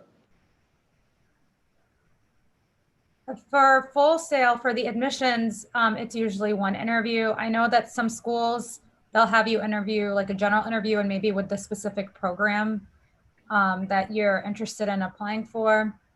For the visa, it's one like formal interview. If you go through administrative processing, then they might follow up with some questions or additional documentation, but I wouldn't say it's a second interview. And unless you do get denied the visa and you go in, and that's up to you to apply for the visa again, and then that would be another interview. Got it. Patrick, same at Portland. Just one interview for admissions, I would assume. Yeah, I can't think of a situation where we'd have more than one interview. Got it. So basically, as a student, if you're looking to apply to one university, you can expect to have 2 interviews at most, 1 year admissions and 1 year visa interview. It wouldn't be a set of interviews. Got it. When somebody asks you to talk about yourself, what are the kind of things that you should focus on? Because this is a very generic question. Oftentimes it's asked to students, especially in admissions interviews. So what do you think that students should focus on? What would you guys also like to hear when somebody's speaking to you maybe about this? Yeah, I recognize this could be an uncomfortable question. Americans often are used to talking about themselves and their activities more than a lot of other countries. What they're looking for is just that you are interested in other things besides studying when you come to America. So anything that you enjoy doing, you don't have to have proof that you do it. They're not going to ask you for like a certificate that you've played a sport or an activity or a musical instrument. They just want to know what you're interested in doing. And it doesn't have to be a physical activity. It could just be reading, or it could be you like learning about a certain subject that maybe is not a major, but I like learning about airplanes, or I'm interested in trains and the history of trains. So it could be just a general answer like that. Got it. So more to draw out that person's passions and show a sense of purpose, I would say. Would that be the right way to put it? Okay. Yeah, I think so. Sorry, I think there's a bit of a lag. Please feel free to go ahead. No, I was going to say, I agree with Patrick. And I think that there's a lot of things that we all do on a day-to-day that maybe we also think that people are not interested in knowing, but this is your time to share that, because those little things are the things that will really allow you to connect with that individual and also get the conversation going, because you might have things in common. There might be something that you don't know that they're doing at the institution that's relevant. So it also allows us, like, if you tell me that you play a sport, or if you tell me that you play an instrument, maybe there is an initiative on campus where you can get involved outside of your program in that, or that may even help your admissions, because maybe they need people in this specific sport or musical program or something that you didn't intend to, which was not part of your plan in terms of studying at that university. But again, practice with a friend. You can also ask your friends how they would describe you, and maybe they'll say things that you hadn't thought of, because there's a lot of things that you don't think of about yourself. Absolutely. One final question for both of you. There's the whole point of asking back questions, right? Oftentimes you're told that asking back questions to the interviewer makes you more memorable and so on and so forth. But does that really hold that much weightage? Does it really differentiate you that much? I wanted to hear from you guys. I would say yes, if it's a good question. right? So if you ask me a question that is already, like we mentioned, like right on the front page of the website or on our international page, then I'm probably not going to be as keen. But if you ask me a good question or something where it shows you did your research, I'm going to remember because you went above and beyond, you know, versus if you didn't ask anything at all. So I would say, yes, it helps you stand out. I would agree with that. I think a good question can help you stand out. If you think of American schools and universities, they want people to ask questions during class and it to be interactive. So in the same way, in an admissions interview, if you could show that you could do research and ask a good question, I think it can help you stand out. Awesome. Patrick, Lena, it was a pleasure having you guys on board. There were so many insights. I'm sure everybody's had a lot to take away from the session. Thanks once again for being here and being a part of iSchoolConnect Fest. Thank you again for having us. Anytime. Yes, thank you very much. Absolutely. That being said, I'd like to introduce Vaibhav Gupta, our host for the next session, and he should be joining us any second now.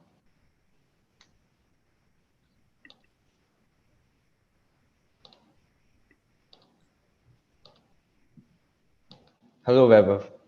Glad to be here back on the third day. Thank you so much, Aditya. And welcome to all people who have joined us new for the next amazing session. And for all of you who are continuing with us from the previous session. So glad to have all of you over here. So let me share my screen and let me introduce you to the topic as well as our wonderful set of panelists for the very next session. Okay, so I'm sure a lot of you are continuing from the wonderful previous session that we had on university and visa interviews.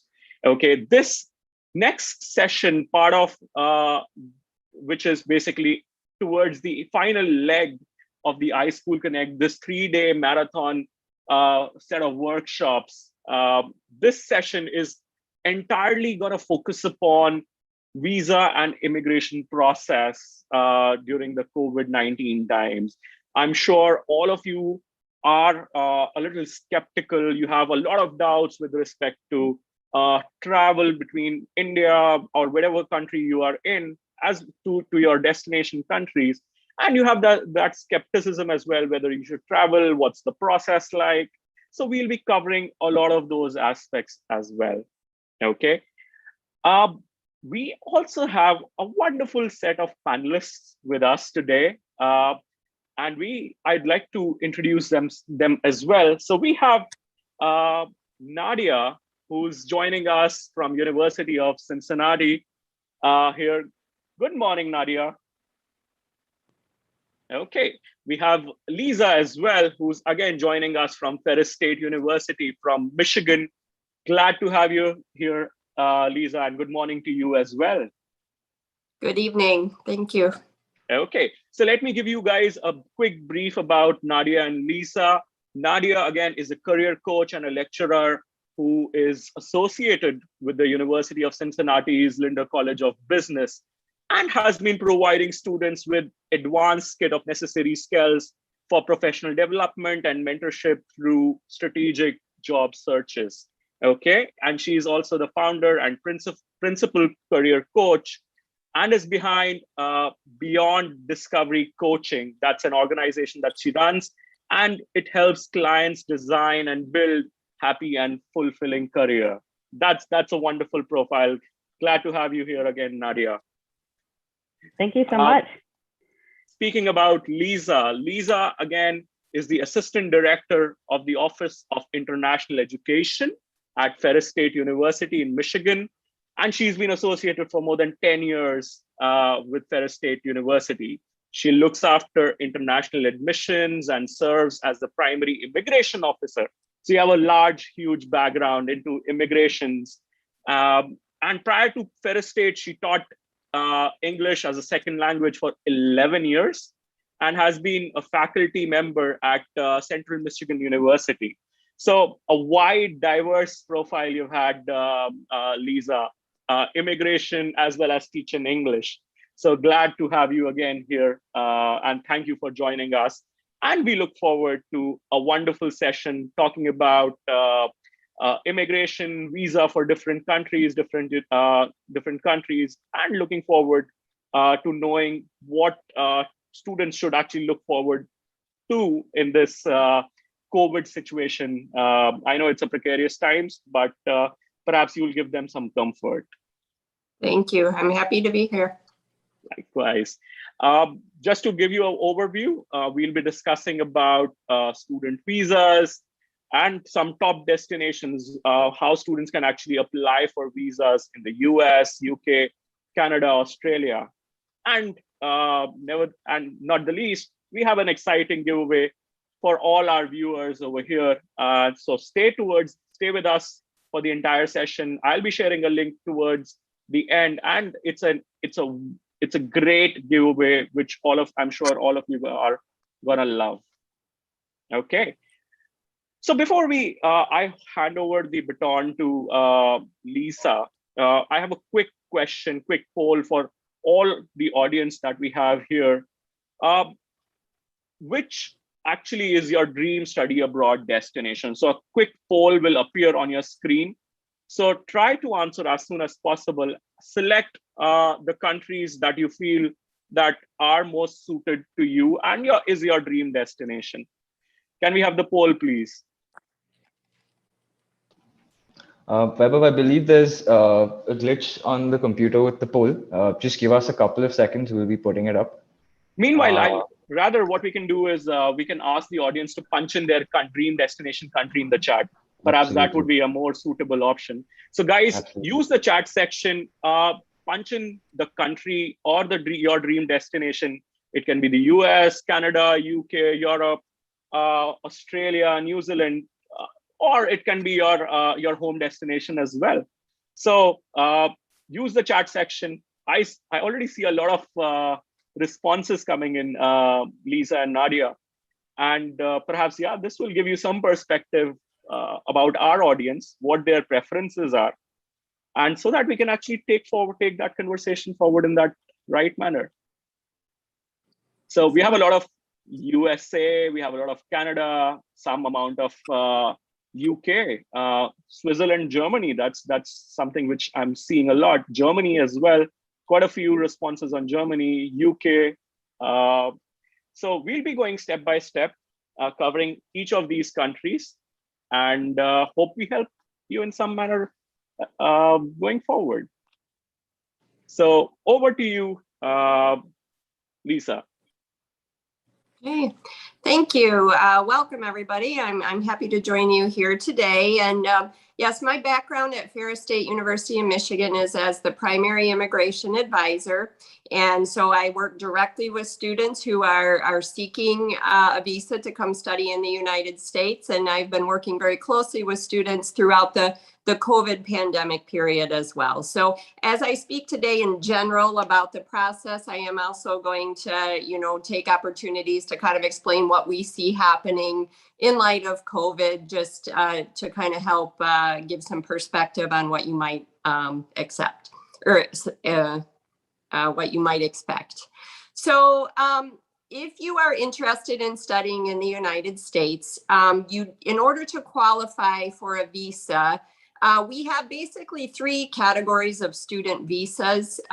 One is for students who are seeking a degree. One is for students who are maybe coming on a semester exchange. And then one is for kind of very specific training opportunities. So today I'm going to speak to the degree seeking student visa category, which is an F1 student visa. So to qualify for an F1 student visa, the first step is to gain admission to a university of your choice. So through the admission process, the university, it looks like coming from your last session, you were figuring out how to, present yourself in the best light so that you can gain admission. The university also has a role in determining your qualifications to qualify for a visa. So you need to gain admission to the university and demonstrate that you meet all of the admission criteria. So including your academic background, English language proficiency, making sure you meet all the criteria that the university requires for admission. Once you qualify for admission, the university is going to ask to collect a copy of your passport, or during the admission process, they will do this to make sure they're getting all your information accurately. But you do have to have a valid passport, which is valid at least 6 months into the future. So it's very important that if you do not have a passport, you apply for that. It's just a lot easier to have that already done so that you don't get delayed in that process. If you have one, check your expiration date to make sure that it is going to be valid at least 6 months into the future throughout this whole process.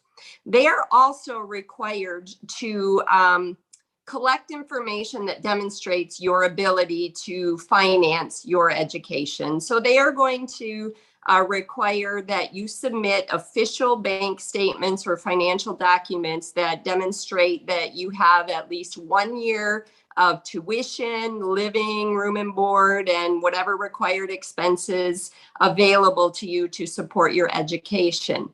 If that financial statement does not come from a bank account that you own, which most students don't have that much money in a bank account, the person who owns that bank account is going to have to sign a sponsor statement that says, you know, I'm willing to sponsor this student for their education.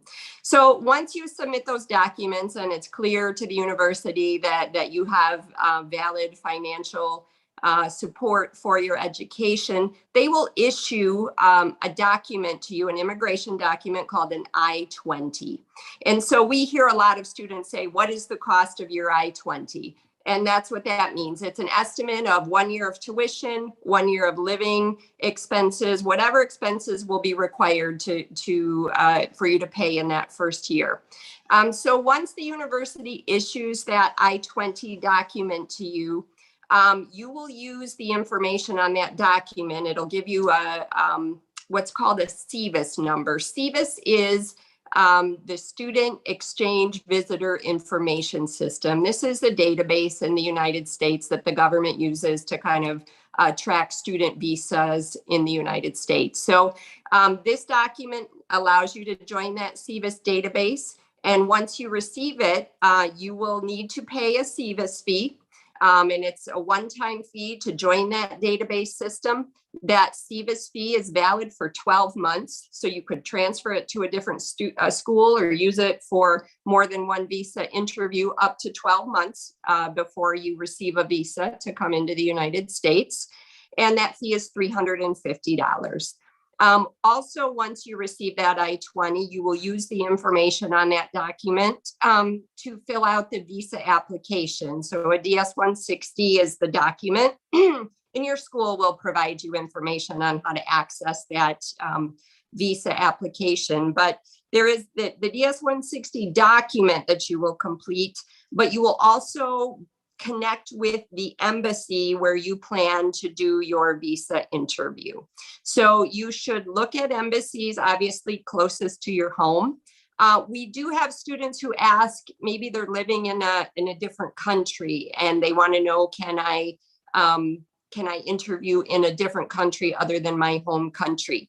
And that really depends on where you're from and where you're living and where you want to interview. So if that's something you're interested in doing, you should contact the embassy where you hope to interview. But if you are able to go back to your home country for an interview, that's an ideal situation. So once you fill out those visa application documents, you will apply through the embassy or consulate where you hope to interview, and you will try to book a visa appointment. And once you book that appointment, that's when you want to make sure you have everything ready to attend the interview. In a moment, I'm going to speak about what's happening with visa appointments right now due to COVID. But in general, what you want to do is when you're preparing for the interview, everybody wants to know, how do I practice? What questions? There's a lot that goes into that, and it's a very nerve-wracking experience. But keep in mind that there are 3 things you need to overcome. Number 1, they want to know why you are choosing the university that you are choosing, why you are choosing the degree program that you plan to join. What do you know about the university, and why do you think you need to study this in the United States versus your home country? So those are the things you want to make sure you're very familiar with and that you're prepared to speak about.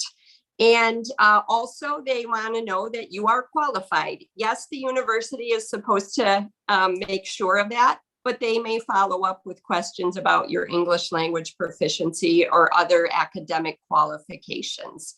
So when you are preparing, make sure you have all that information prepared. Make sure you know enough about the university that you're attending, and make sure you put some thought into why you are studying that degree program and be prepared to answer that.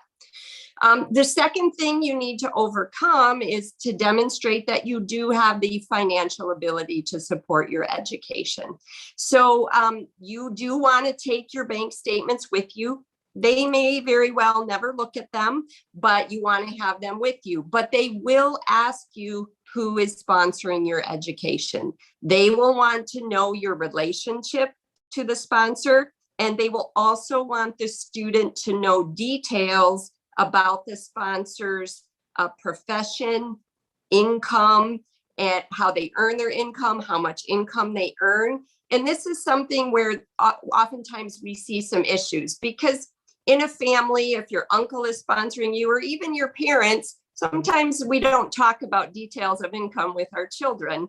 And so the children get there and they're like, oh, my dad's a businessman. Well, how much does he earn? I don't know. He earns money. You know, he takes care of our family. You actually have to have that conversation with your parents or your sponsor and say, I really need to understand the details, because they want to know, yes, the bank statement shows 1 year of funds, but they want you to be able to explain why there's going to be more money available for the next 2 or 3 years. So that's a very important thing. What is your relationship to the sponsor? How does your sponsor earn their money? Why do you think your sponsor is going to have more money in the future? And why do you think they're going to agree to give it to you? So those are things you want to be prepared to answer. The third thing you want to overcome, and this is important when you think of coming to the United States, you are seeking a temporary visa. This is a temporary study visa. And by law, the visa interviewers have to be convinced that you are not using this visa to immigrate. Do some students stay in the United States after graduation? Yes. Do some get work visas? Yes. Do some get permanent residency? Yes. However, the intent of an F1 visa is to temporarily study in the United States and return home. So the line of questioning is going to be more associated with what are your ties to your home country? You know, what is it in your home country that is going to bring you back? So they might ask about your family, property ownership, business ownership. What are the things that would bring you back? Because that is the letter of the law in the United States, and that is what the visa interviewers have to go by. So how many questions are they going to ask you? I don't know. Oftentimes, especially now, it is a very, very quick process. They make decisions very quickly. So you need to be calm. You need to really listen to what they're asking you and only answer what they're asking you. Sometimes students get nervous and they get in there and they start giving them everything proactively. Oh, this, and they kind of pepper the interviewer with a lot of information that the interviewer didn't ask for. That doesn't really work very well. So be prepared with all that information, think it through, but when you get in the interview, relax, listen to what they're asking, and answer very concisely what they're asking to know. So I'm quickly going to go into what we're seeing with COVID and visa interviews. Especially in India and many countries, there is a big backlog and delays of people who are seeking interviews. I don't know how long this is going to take to clear. This fall semester intake is going to be challenging, but they are doing many things to try to move through as many people as possible. So one thing that everybody should know between now and until we return back to normal, if that ever happens, is that the US is really trying to help students get to the US to start their semester when they want to be here. So you will apply for a visa appointment. Take the first available appointment that you can get. If you're planning to come in August of 2021, sometimes we're seeing students get appointments in March of 2022. It's not a comfortable experience to see this on the schedule, but take the March 2022 appointment, and then you typically have one opportunity to request an emergency visa appointment prior to the start of your semester. Remember that the rules say you can only request this one time. So you want to be cautious and maybe work with your school to decide when you should request this. Some embassies are allowing for more than one request as they work through this, but they are trying to accommodate emergency visa appointments for F1 students to move them up through the queue. Another thing that we are seeing a little bit is that when the visa interviews are going very quickly, and if they have a little bit of doubt, but they're kind of positive about your interview, but they have some doubts or questions, they are sending the application to what they're calling administrative processing. And this is kind of like a secondary processing. They may keep your passport, send it on for further processing. However, while they do this, or when they do this, you will receive a denial letter in the interim. And that is, again, something that makes people nervous. Oh, they denied me. Not necessarily. If it's an administrative processing, it's not a final denial, but because it's not approved, it's in denial status until it's approved. So those are some of the things that we are seeing with COVID, but you want to remember the 3 criteria to overcome. Why am I studying this degree? Why am I studying at this university? Why do I need to do it in the United States? Number 2, how am I financing my education? How can I convince them that I have funding going forward to continue to support my studies? And then the last thing is, what is it that's going to bring me home after my degree? Because the intent is for a temporary visa. While you are in the United States studying, it's very important to know that you have to remain enrolled full-time during the fall and spring, the normal academic year. You have to be enrolled full-time for your classes. You cannot take part-time classes. And normally we have a criteria that, the majority, 75% or more of your coursework has to be face-to-face in the classroom. You cannot come with the intent to study fully online. During COVID, they are allowing students to study online. I don't know when that is going to change. So those are things that, you want to keep in mind while you're studying in the US. Now, what I'm going to move on to now is work opportunities. A lot of students, of course, are asking, what are my opportunities to earn some money, also to gain experience? While you are studying in the US on an F1 visa, you are allowed to work on campus at your university part-time. During the academic year, you can work up to 20 hours per week to earn pocket money. Oftentimes the jobs are minimum wage jobs. Maybe you earn $9 or $10 per hour, but that's, a decent amount of money to support your daily living and some of your expenses. You cannot work off campus in the community. Some students, think maybe I can work for a family friend who owns a restaurant and they can pay me secretly. I don't advise doing that. It's illegal and it can create problems for you later on. So you want to make sure if you need a job like that, you do it on campus. During your studies, you may have the opportunity to do an internship. And this is something where you're gaining practical experience in your field. So there is something called Curricular Practical Training, or CPT as we know it. And CPT is work authorization off campus to participate in an internship. So there is full-time CPT where you're working full-time off campus. This often happens, let's say in the summertime. You register for an internship class, you find a job that meets the internship requirements for your program or department. They will typically approve this work as related to your field of study. And then you work with the international office to authorize CPT on your immigration record.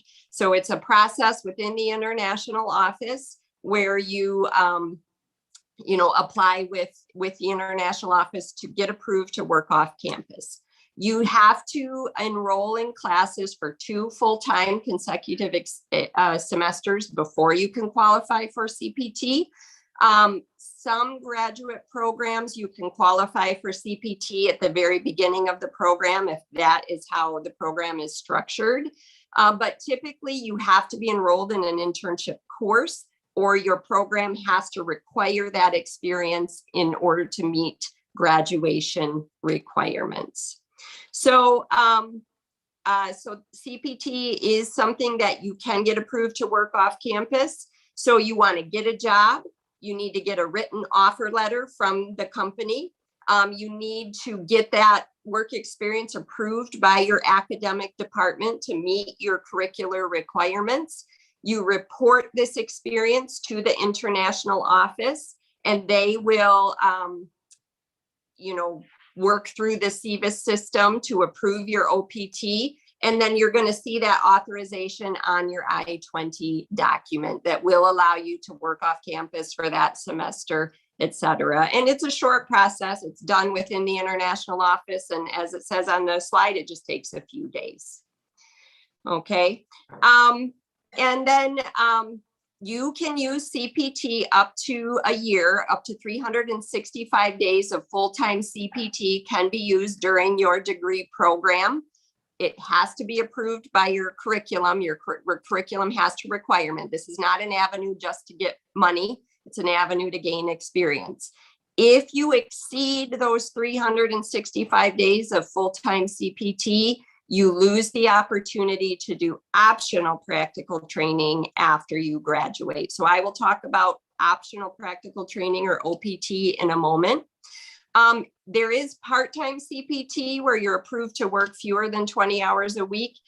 There is no maximum on the part-time CPT, but schools do it differently. Some schools only approve full-time CPT, some allow part-time CPT. So you do have to work with your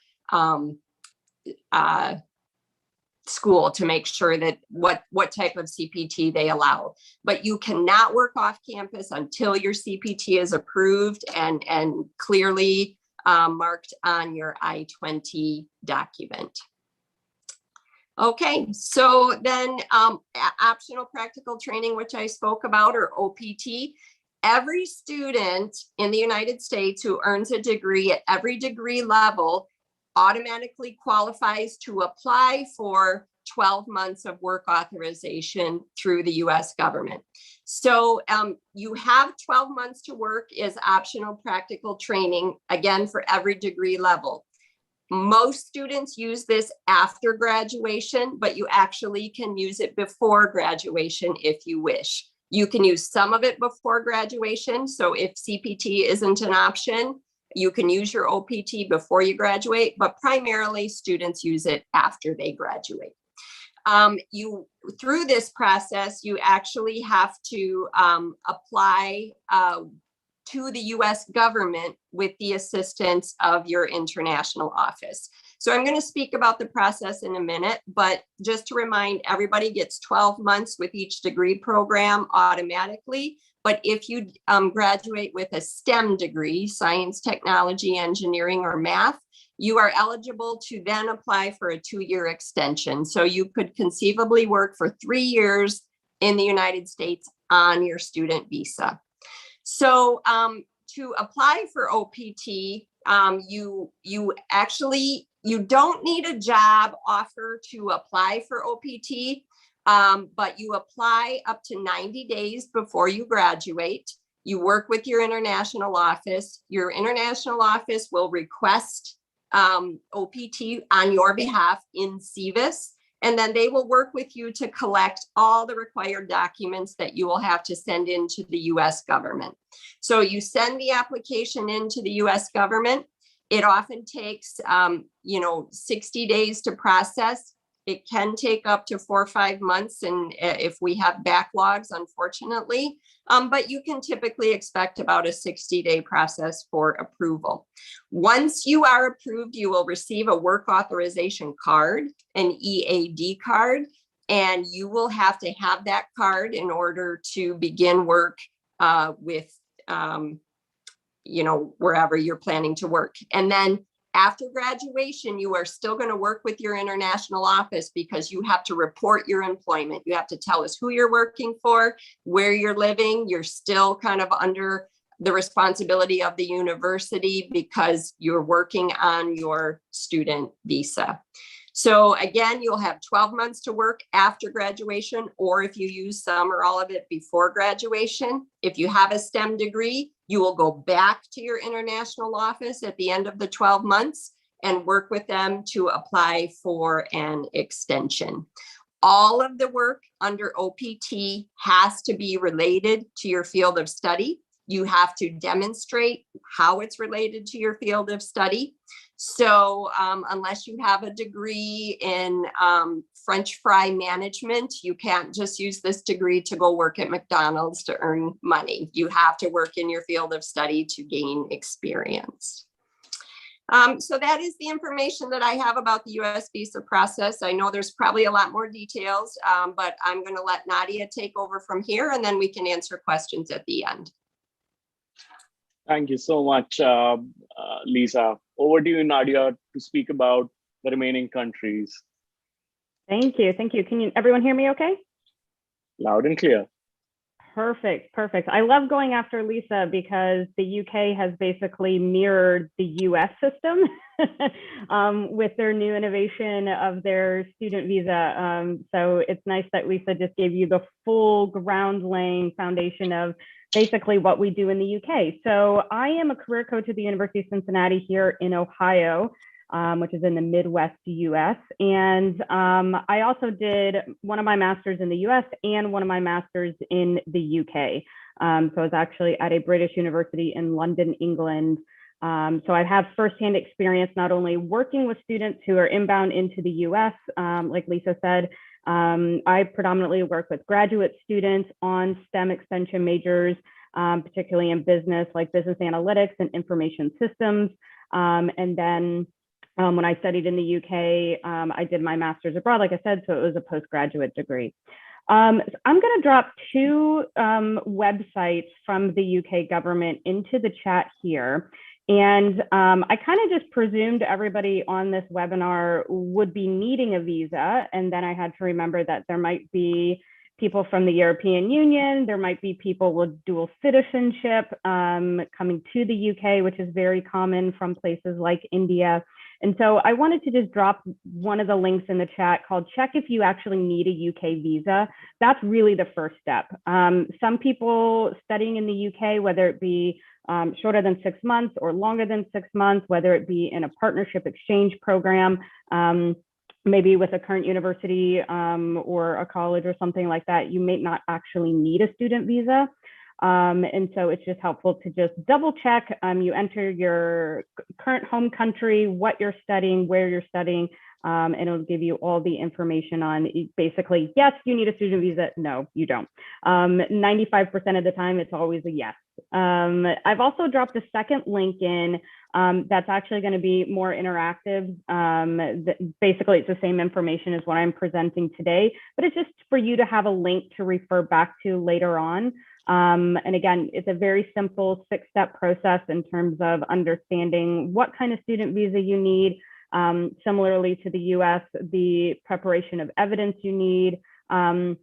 Some of you might already be inside the UK. So whether you're applying from outside the UK, i.e. the United States, Canada, India, China, or perhaps maybe you are currently working in the UK, or maybe you're on a spousal visa in the UK. And so you're going to be applying for university visa sponsorship from within the UK. It's not a massively different process, but they do differentiate that within the UK government. Cool. So what are the different student visas?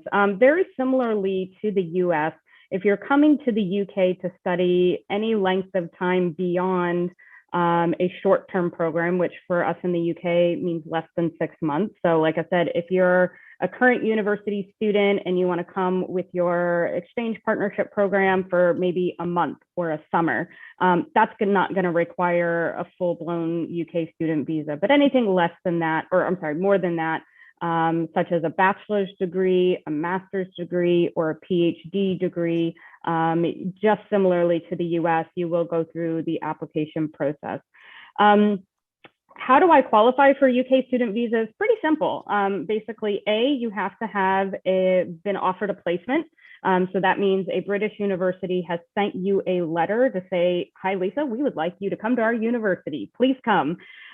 With that, you'll also receive a confirmation of studies. So this is an official legal document that says that you have been awarded a position on the course, is what we say in the UK instead of degree program. So you've been awarded a position on the course, meaning that you are admitted for a particular academic year. So, autumn 2021, for example, it'll have the name of your course. So, master's degree in information systems, your start date, your end date, and then any additional information such as scholarship information. If say you're like me and you did a degree abroad already, and so maybe you're getting an alumni discount on your tuition, all of that information will be housed in your confirmation of accepted studies. When you apply, that's the second part that will be contingent on if you are applying within the UK or within or outside the UK. So if you go to that website that says, and I think it's going to be most of us, apply from outside the UK, basically about 90 to 100 days right before you are ready to start your studies, you'll apply for the visa. It's a straight fee of £348. So in American dollars is about $450, $500.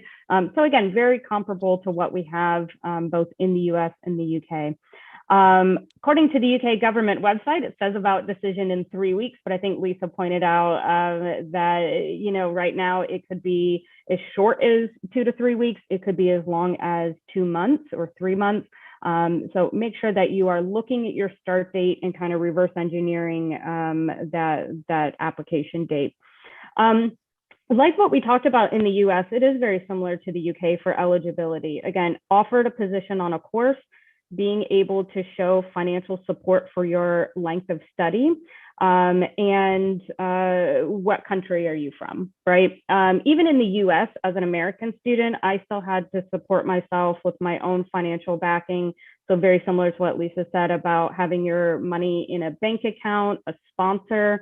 I had all of my bank documentations, my scholarship, my loan documentations printed out in a folder along with my confirmation of studies letter from my British university, as long as a picture of my passport, my birth certificate. I came with my partner, so my marriage certificate, right? So anything that you are using in your application process, that's the kind of stuff that you also want to bring once you actually enter into the UK.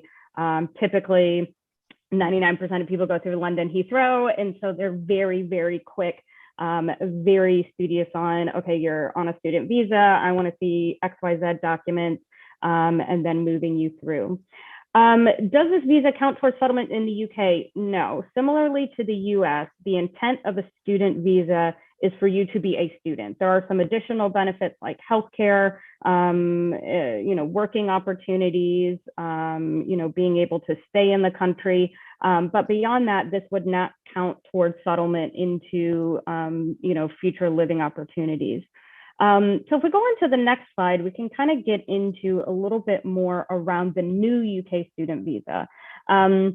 Previously, we had a limited number of student visa opportunities, and that would even include people coming from the European Union and other English-speaking countries like the US, Canada, Australia, etc.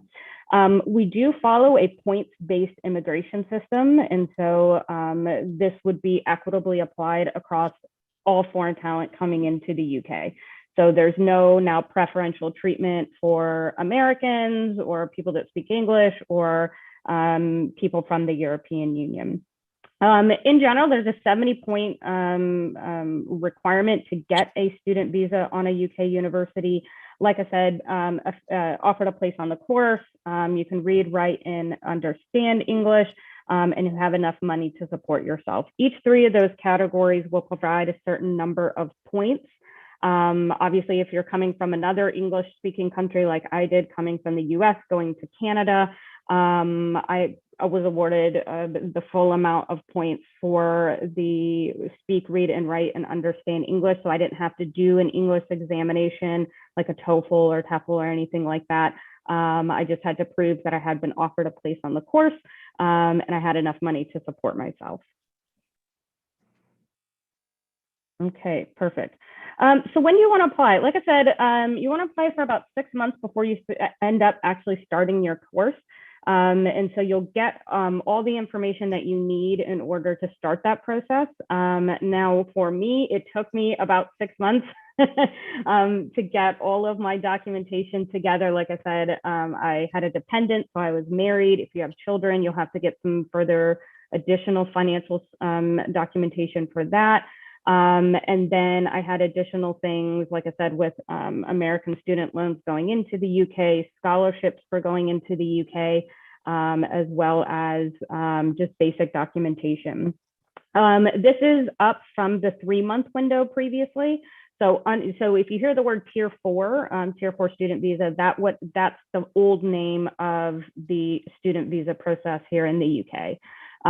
So under the previous administration, it used to be a 3-month window. Now, as you might imagine, cutting that down from 6 to 3 months put a heck of a lot of pressure on students to get all of your documentation. And I think Lisa talked about this as well, particularly with your bank statements. The bank statements do have to be recent, they have to be current, they have to be in your name or a sponsor's name. And so for a lot of people, getting that stuff together within a very short window of 3 months was just unnecessarily stressful. Fortunately, the UK government has recognized that and they've pushed it out to 6 months. So basically, if you're starting your course in August, or for most universities, it's September 2021, you can backtrack 6 months and begin your application process then. Okay, so like I said, the earliest that you can apply is 6 months in advance, although of course you might be able, if you get offered, you might be successful in doing that within a month or two. Really, it takes, as I said, UK government website is saying about 3 weeks currently to get a decision back on your visa. And essentially, if you meet the qualifications, you've earned your 70 points with your placement on a British university course, the English element, and then the financial element, it's a very quick turnaround process. You submit everything in the post or the mail, and then you'll receive a decision back, usually electronically. Okay, all the things people actually want to know about, right? Post-study work visa, very similar to the US. We do have a post-study work visa. So after you complete your program, you are allowed to stay in the UK to work. This is new. This did not exist when I did my master's degree in 2013, 2014. Again, this is a mirror of what the US does, and for open global competition, most of you in this chat are either US oriented or UK oriented. And so in order to make UK study a little bit more competitive, a little bit more attractive to international students, they are rising the work opportunities up in the visa opportunities to basically mirror what we have here in the US. You can work as a bachelor's student, as a master's level student, as well as a PhD, and you'll have an opportunity to look for work for about 2 years. PhD levels will get the opportunity for 3 years. Compared to the US, we don't do a differential between the STEM extension. So whether you're studying history and English, or you're studying information systems and bioengineering, all students are equitably applied the 2-year extension to work in the UK, or for PhD students, they can stay for 3 years. The visa is a straight £700 to initially get the visa. And then for every year that you stay in the UK, whether you are actively working or you are placed on eligibility to work, it's £624 per year for your immigration health surcharge. So essentially, you pay to be on the visa, and then to get healthcare in the UK, you have to pay a yearly fee. I think I saw a lot of people, mostly from India. I do not know how much healthcare costs in India. In the US, it is astronomical. So £624 for an entire year of healthcare is a really, really affordable, good deal. Whilst you are on this visa, you can switch to other visas. And I just put a little sampling of what those might look like. The skilled worker visa or the startup visa is the most common. And so these are, maybe you're working for, what's an international, Accenture is a good one, right? Accenture is an international company. They have offices around the globe. They have many offices in the UK, right? So maybe you are doing a part-time contract position for 6 months with Accenture, and you do a phenomenal job, and they're like, hey, this person, we want to hire them full-time. This is great. At any time, you can convert off this post-study work visa straight into a skilled worker visa. Again, the time that you spent on the post-study work visa or the graduate route visa, it's not going to contribute to your immigration time to basically relocate to the UK, should that be your goal, but that skilled worker visa would. You don't need to have a job to apply for this route. Very similar to the US with OPT, CPT, you don't have to have a job offer in hand. You can just apply, you get that 2-year extension or the 3-year for PhD level students. And then at any time in that 2 years, you can start your employment. Now with that, you will still have to pay the £700 fee to get it and £624 per year for the health surcharge. So it is obviously in your best interest to have a position before leaving and completing your university program.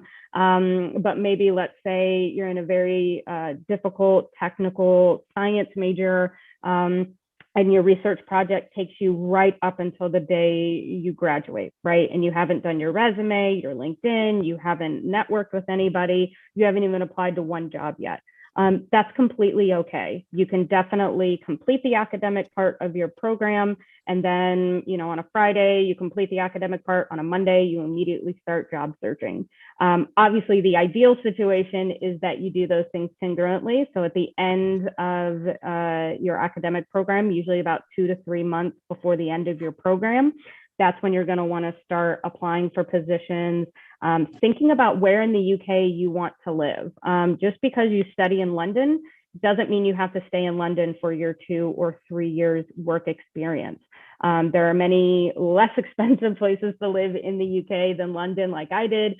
And there's loads of industry in some of the other cities across the UK as well. There's no minimum salary requirement either, nor caps on the number of people who can apply to this. Graduates on this route will be able to work flexibly, switch jobs, develop your career as it kind of evolves. Not that I would advocate job hopping every 6 months, but you may be in a position like if you're at Accenture is a consulting firm and you like one of your clients and they like you and they want to bring you on, you can switch within that time.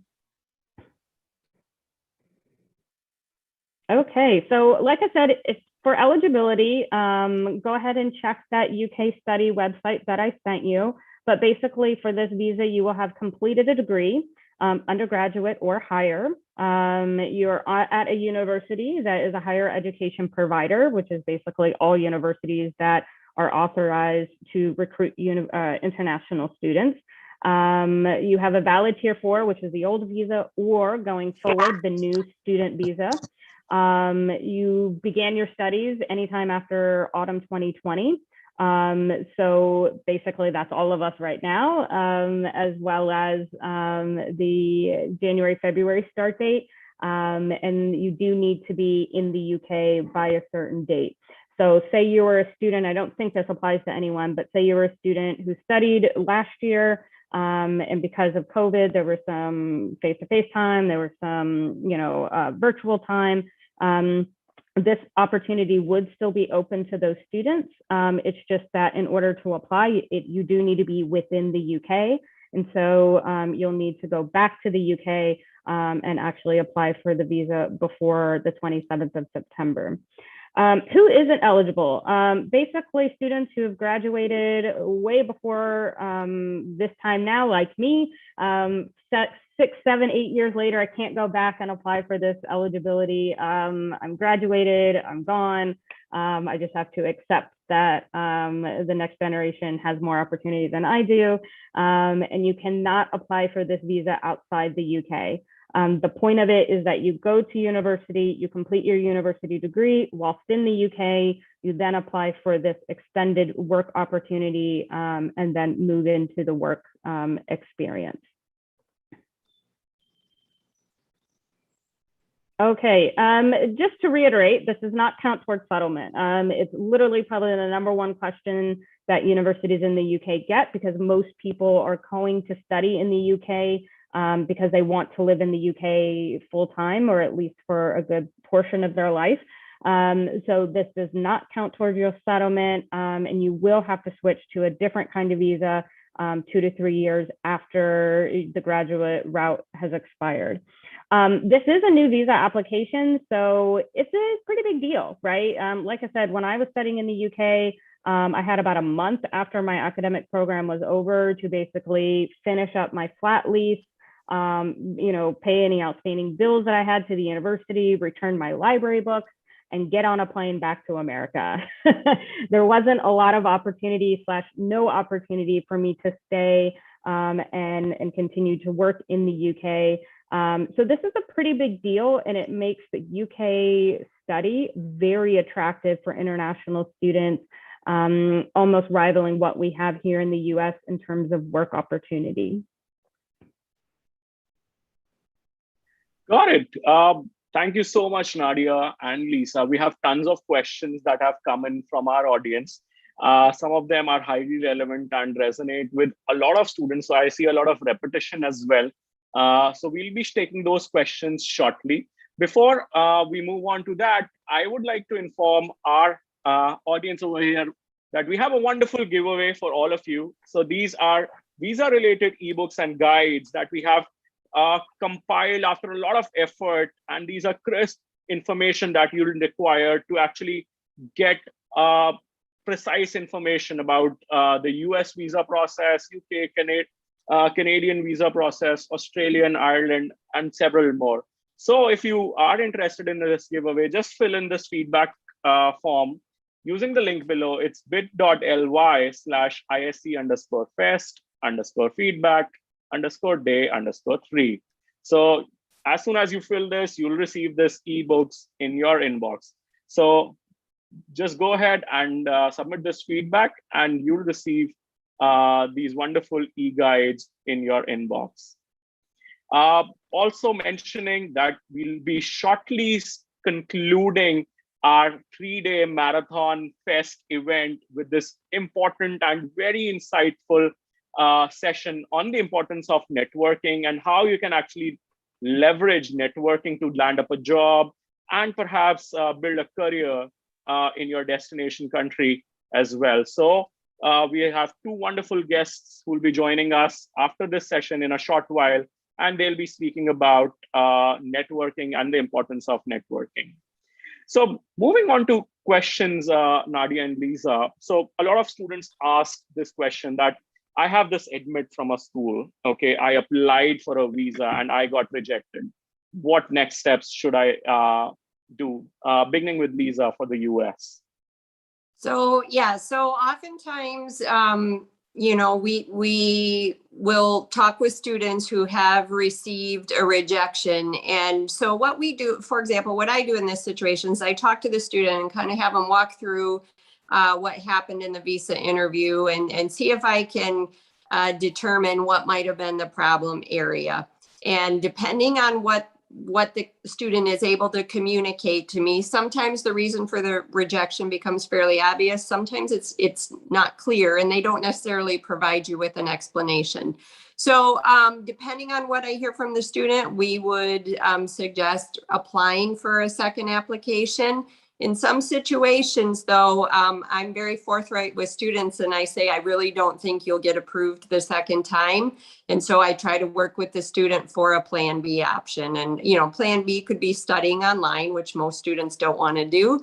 So then we suggest maybe looking into Canada, UK, or another country if it looks like a US visa is not going to get approved in a second try. Got it. Nadia, your thoughts on this? Yeah, I would say for UK visas, 9 times out of 10, there's something with a financial document. Usually that you're using a parent's bank account or someone else in your family and your information is not tied to them. So in the UK visa system, you do need to be on the bank account. So let's say you have a checking or savings account that is going to be used to show the applicable funds that you need to support yourself. Even if you're on that account as a secondary, your name needs to be associated with that account.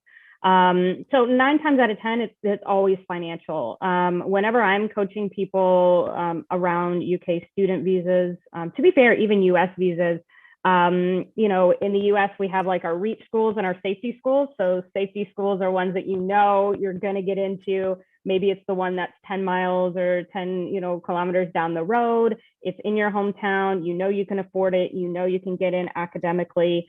So you apply just to be on the safe side, right? So you have some option of higher education. Then you've got your REACH opportunities, which in the UK would be the Cambridge, the Oxford. In the US, Harvard, Yale, Brown, right? That you say, well, I don't know if I'm going to get in, but I'll give it a try, right? And then you have some universities and colleges in the middle there that could go either way. So when you're applying to universities, whether it's the UK or anywhere else, to be honest, I would recommend applying to 2 or 3. Make sure that you've got a few different options on the table. Make sure you've got some local options, some home options. If you know that maybe English is going to be a challenge for you and maybe your TOEFL scores or, you know, IELTS or whatever are going to be on the low side, make sure you do your research and look at the university websites that are going to be asking for those examinations, because then you'll have a sense, you know, if you're coming in 20 to 30% lower than the recommended level, that might be a REACH school for you, right? With the UK, particularly around finances, there is one set fee that you have to show per month for London, and the greater London area is very great. It encapsulates like 50, 60, 75 universities. And then there's a second amount outside of London. So when you're doing your research, looking at London-based institutions, it's usually £300 or £400 differential per month. It really does make a difference. So yeah, so usually it's finances or your English speaking, reading, writing abilities. Got it. A couple of students asked this question is, so countries keep on changing their post-study visa requirements. And for example, I'm pursuing my undergrad and it's a 4-year long undergrad. And supposedly a policy change comes in my second year or a third year, what will happen to my visa? Will it be applicable? Will it not be applicable? Yeah, So, for the UK, yeah. we do basically called a grandfather clause. So whatever you came in under at the time you were admitted and entered into the UK, that's the visa that you will have, for better or worse. For me, it was for the worse, right? Because I came in under a time where there was no post-study work opportunity.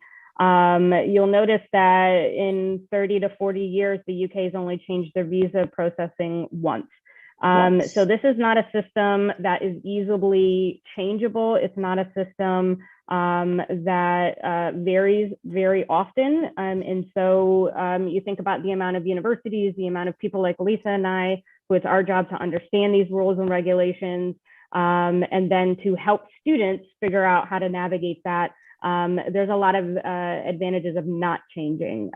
With that, if for whatever reason your student visa does change, or your university, for example, loses their sponsorship ability, there will be UK government, well, at least for the UK, there will be UK VI, which is the Visa and Immigration agents that will come to the universities that are affected and work one-on-one with students. They'll let you know options.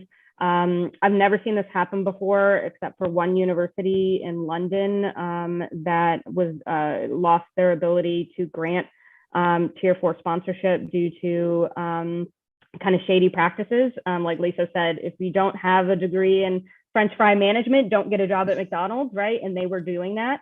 That university is now no longer allowed to have international students. So it's a pretty serious issue.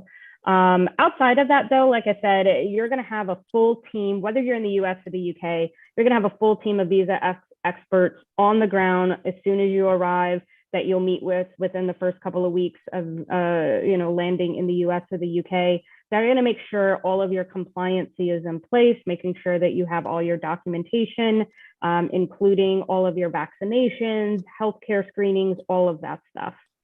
Lisa, I don't know if you have anything to add to that. Yeah, so just, in terms of the United States, I'm sure over the last few years, we've seen changes to our systems, or proposed changes, and it's been a little bit unsettling for students. In the US, it's not going to necessarily be a clear grandfather. We can't clarify what's grandfathered when changes are made, but sometimes when they do implement a new policy, they do grandfather certain things, but it's not necessarily a sweeping law that's clear, because some of the changes happen as executive orders, some can happen through lawmaking and legislation. So, it's just helpful to coordinate with your international office. People like me who do this stuff can tell you what changes, how they might affect you. Got it.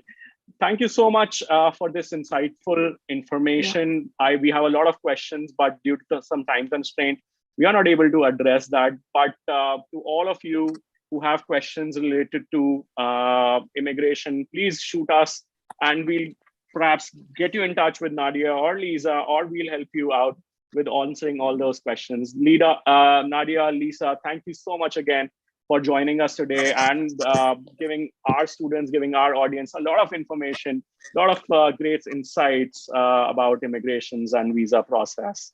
Thank you so much for joining us today. Thank you. Thank you so much, everyone. Thank you so much. Moving on to our next and the concluding session about of the Study Abroad Fest 2.0. And we have a very important concluding session, which speaks about the importance of networking for study abroad aspirants. Networking both in when you are applying for your international education, as well as networking when you are at your destination, when you are studying abroad. So we have a wonderful set of panelists who will be joining us shortly, and they'll be speaking about all the aspects of networking, how you can actually network, what all platforms and what all methodologies are available for networking. as well as what all you need to take care of, how you can actually reach out to organizations, and how actually networking benefits. So introducing to our wonderful set of panelists, thank you so much, Dr. Darren Detweiler, to join us today from Northeastern University. To introduce Dr. Darren, Dr. Darren is an LPD, MA, ED, and is an author, professor, keynote speaker, and industry government consultant on food policy and future technologies.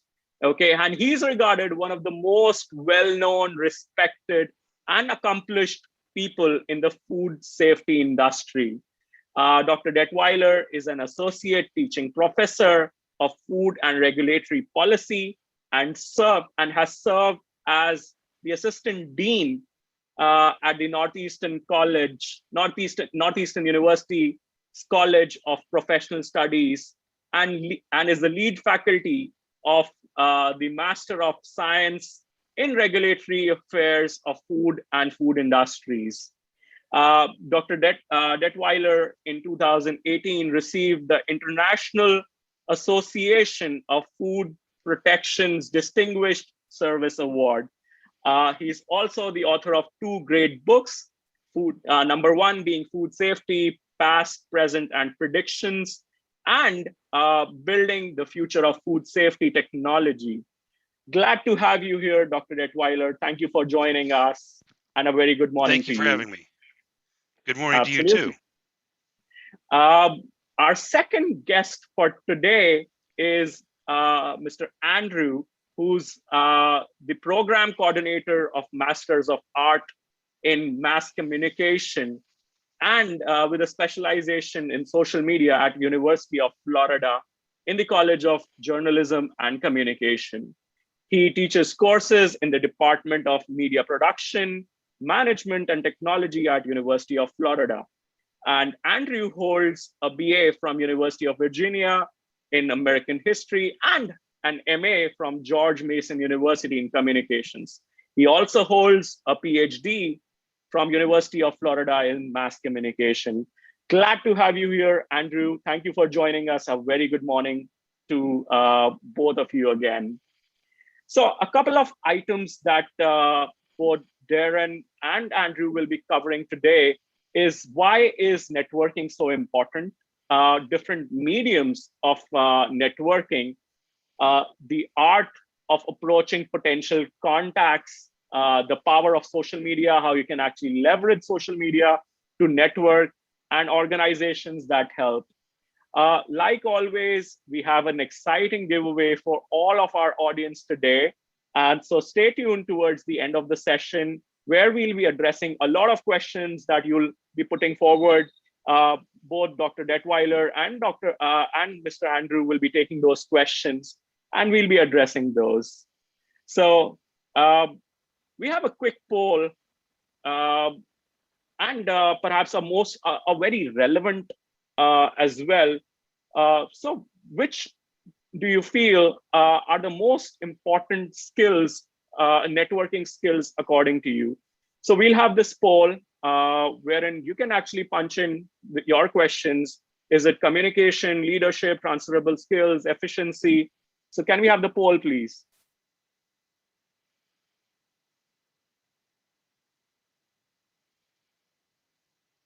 Okay, let me just check.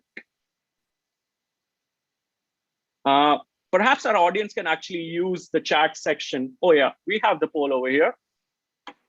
So what do you feel is the most important networking skill according to you? Is it communication? Is it leadership? Is it transferable skills? Is it efficiency that you feel are the most important skills? And perhaps Dr. Detweiler and Andrew, it will give us some perspective about our audience and certain areas that we need to focus upon with our audience. A couple of more sessions for all people who haven't answered it yet. So use this valuable next 5-10 seconds to answer what you feel are the most important skills that you must have for in order to network effectively? Okay, can we have the results, please?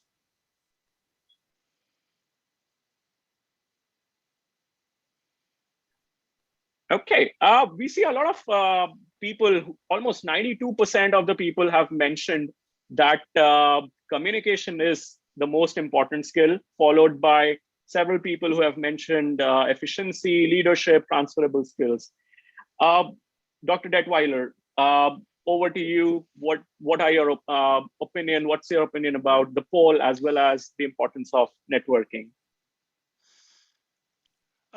Well, first off, I'm not surprised that communication was indicated by so many participants in this poll.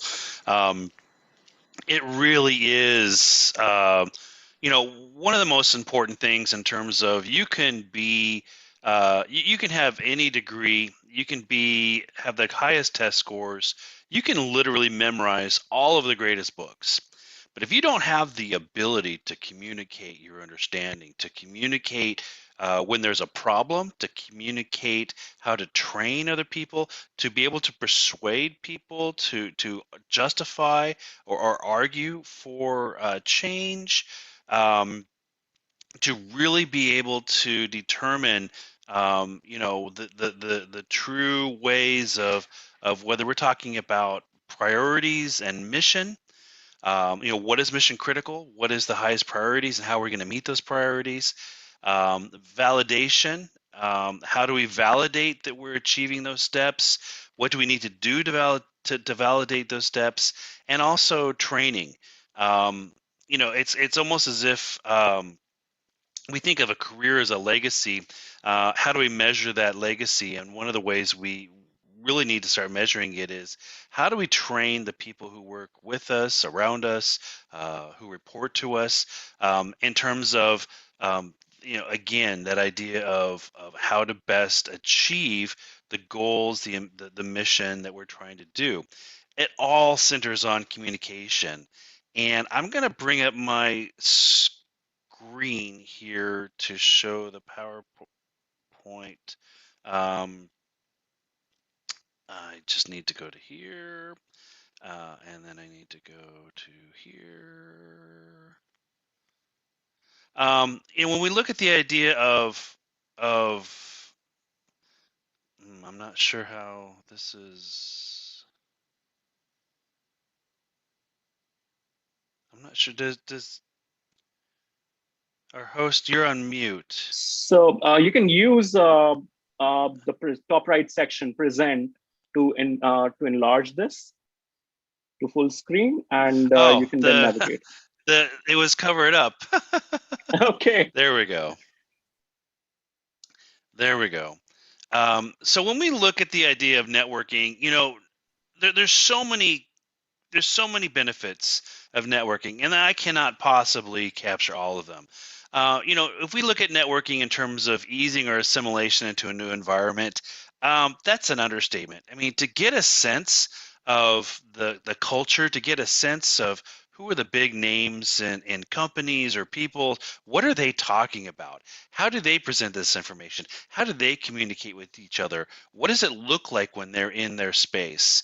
And it allows us to gain a different perspective. When we're looking at the idea of a career, one of the most incredible things about being mission driven, if you have a priority of this, I want to make a difference in this field, there are so many different ways. I know people who went to law school, and then after they graduated from law school, they decided that now they're going to take a look at networking and realize they don't like the culture, and they went into a different field. They're doing the same thing, but from a different perspective, and that's okay. There's nothing wrong with that. But I always think that if they had been networking while they were in university, they could have had a better sense and maybe looked at different options, gained those different perspectives in terms of what that career culture would look like. I also think that networking helps greatly with future job hunting. Looking at the idea of what is prioritized, what is being looked for, whether you're networking via social media or in person at a conference, you really get a good sense of what are the priorities, what are the most important characteristic traits that are out there, and how do you present yourself? How do you communicate those elements about yourself? And finally, the idea of a support system within a foreign land, I think that's important to point out in terms of you're going to have a personal and a professional life, and there needs to be a balance. There needs to be support.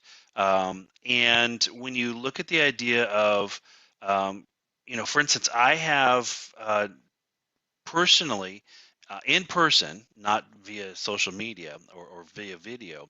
I've done a significant amount of work in Dubai and in London, in Dublin, Ireland, and there's no way you can get a sense of what the professional culture, what the personal life culture is, unless you go there and experience that. And yes, in some places I've experienced it more than others, but it really is a great way to get a sense of what you can build in terms of success and support resources for you going forward. And it may be that while you're doing this in a degree program, you decide you need to, if I really like Ireland or I really like Dubai, maybe I need to take some courses that will help me be stronger in terms of understanding whether it's history or government or religion in that region of the world, that's going to help me be stronger, more confident in my career. There's a lot of different organizations for networking. In universities, you're going to have student-run organizations, and these are great opportunities, especially if they bring resources and speakers and are key to get you a ticket into certain events that are going to be local. You may have degree or course-specific organizations. So whereas there's the student organization for this at the university, there may be a regulatory or a legal or a project management or a science, a chemical, chemistry society type group. And even university network events that are bigger than that. If we start looking at alumni, and alumni are great in terms of you already have an end, you already have a connection. If there's an alumni who's in your field or even works for a company that you're very interested in working for, and the fact that you're able to say, hey, hi, nice to meet you. I'm going to the university you graduated from. I love the campus. You've got an automatic connection with someone who might be able to turn around and go, let me introduce you to someone else who may help you with your career. So don't overlook those student-run organizations, the university events, any course or degree-specific organizations, and definitely don't miss those opportunities to network with alumni. But there's other things to look at. And before I kind of go down this bullet, well, I'll go down. Looking at past speakers for a conference, I'm actually in the middle of driving. When I'm done here, I'm going to be driving for a number of hours to go to an international conference where I'll spend a few days, again, networking with people in person, which, for the last 2 years, we haven't had too many opportunities to network in person.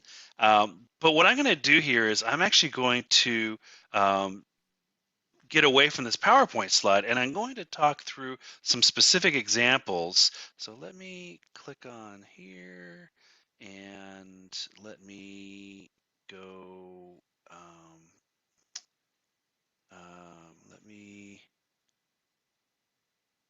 Where do I hide? Do you want to stop screen sharing?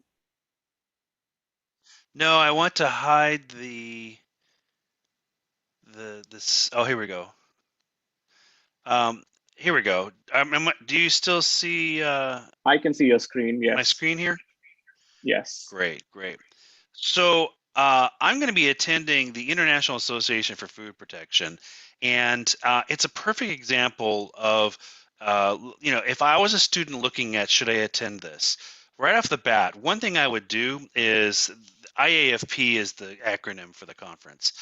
I would pull up, just Google images, look at student photos, for instance, And what do I see? I see students, I see international students, I see students networking, I see students around a table, I see students receiving awards, I see students being highlighted by the conference. This to me, oh, look right here. There's a student travel scholarship. There's a, there's a mentorship program. These are some key words that I would want to look at. Do they provide travel scholarships? That means that are they willing to invest in students? And if they're willing to invest in students, one of the things that I also look at is, look at this, student membership. It's a significantly reduced rate for students if you can prove that you're a student, with a student ID. It's at least half the cost of regular membership fee. So right there, you have a incentive as a student to not only attend the conference, but to become a member by being able to pay lower rates. You also have the ability to apply for travel scholarships and be involved in mentorship programs. But if we go to the actual conference agenda itself, I just put in a simple search for student. And what I see here is they have specific student mixers, like a social event, a student professional development group networking event, student luncheon, a special luncheon that's put on by the conference organizers and by the sponsors for students. These are great in terms of, they're great that they exist and they give you opportunity to not be lost or hidden or feel intimidated by the size of a conference, but also get a sense that this conference event is paying particular attention to the needs of students, whether they be domestic or international. Even if we look at a program by day, we can look, and you want to find, okay, are there topics? Who are these people? And you may not know some of these people, but if they provide, oh, look, this is from this university, this university, this university, that university, this is a good sign. Government entities, universities, look at topics. They are topics that really relate to your industry, give you a sense of poster sessions. These are students, what you see right here, poster session 1, these are all students from around the world who are presenting their own posters at a conference. This is great because maybe there's an opportunity for you to present your work. And now, and here you see all their universities that they're representing. Now what happens is it's not just a networking event. This is something you would you'd be able to put on your resume in terms of, I attended this conference and I presented at this conference. The last thing I want to point out is you look at a program like this, and I'll stop scrolling for a minute. You see all these names. And what's really cool, let's say that you were focusing in your research study and in an area such that right here, reducing food safety risks of pork products, science-based and data-driven steps to reduce salmonella. You really were focusing on the data-driven steps, and you were excited to go to this session here. But you see there's these names. I would, like, for instance, Mindy Brashears. I would recommend that you search for Mindy Brashears, maybe on LinkedIn or some other social media platform, and reach out in advance. Hey, Dr. Brashears, I see that you're presenting on science-based and data-driven steps to reduce salmonella. I am so-and-so from this university. I'll be attending the conference. I would love to be able to introduce myself to you. And if she responds to you, and many will, the ability to then have speak that to opportunity them and network with them. Speak to them. Would be great. Right, Yes. You've already opened the door, and now you have the opportunity to also, after the conference, thank you for speaking with me. And how do I stop sharing? There we go. And it might lead to actually a lot more doors getting opened for you. So it in terms of research, in terms of job opportunities, in terms of certain internships, I'm sure these activities can definitely help. Right. And when you look at the idea of now you have a conversation with this person, you introduce yourself to them before the conference, you can introduce yourself to them at the conference, but don't forget to follow up after the conference with, hey, Dr. So-and-so, it was so great to see your presentation last week in at this conference in this city, kind of a thing.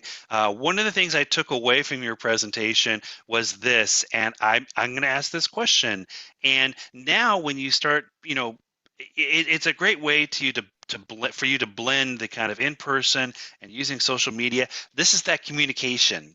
The participants in this event here, was it 92% highlighted the communication. Did you take initiative through your communication? Did you follow through with your communication? Were you polite? Did you show that you were paying attention and that you were, have an interest in this? These are the kind of things that you show. You can't say that you have these skills, but you can show these skills through your communication and how that works. And I got to tell you, also, don't forget to pay attention to the exhibitor halls. Here's an opportunity for you to meet the companies that are sponsoring, in many cases, the student travel, the student social events, the student meetings. But also, these are companies that are working in your field, if that's a conference you're going to.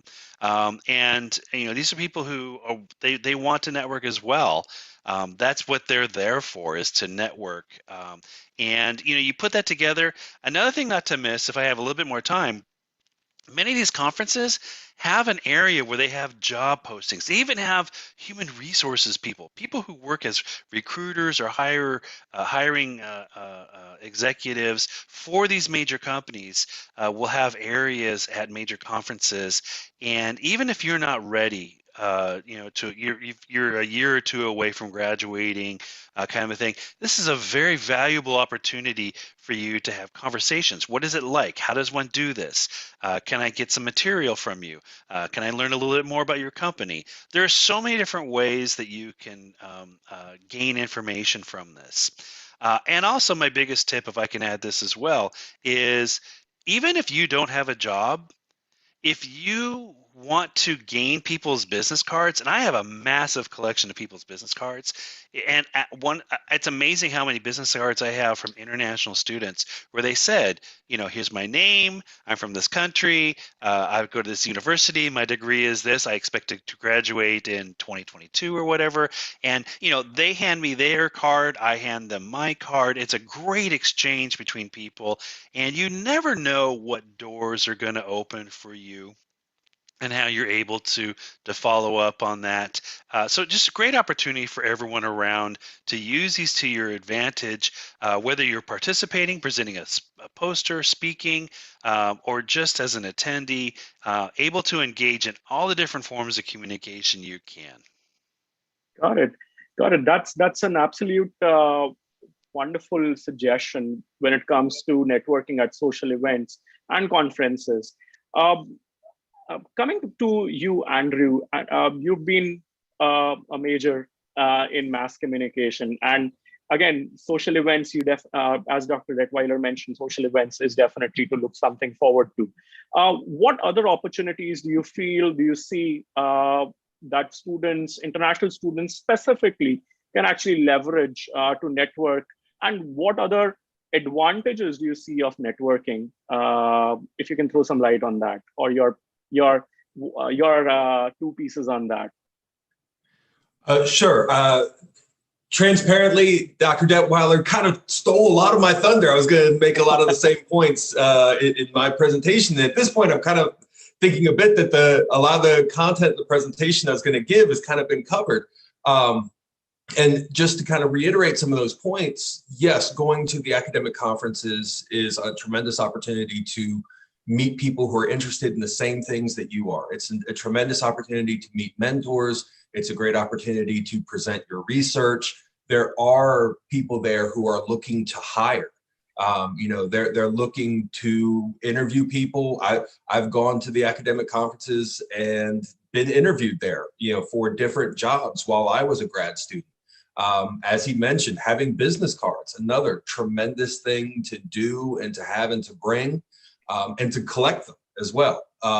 The two things I would say on that is, one, if you're going to make a business card, make sure that the contact information that you have on there is something that you're going to be using for a while.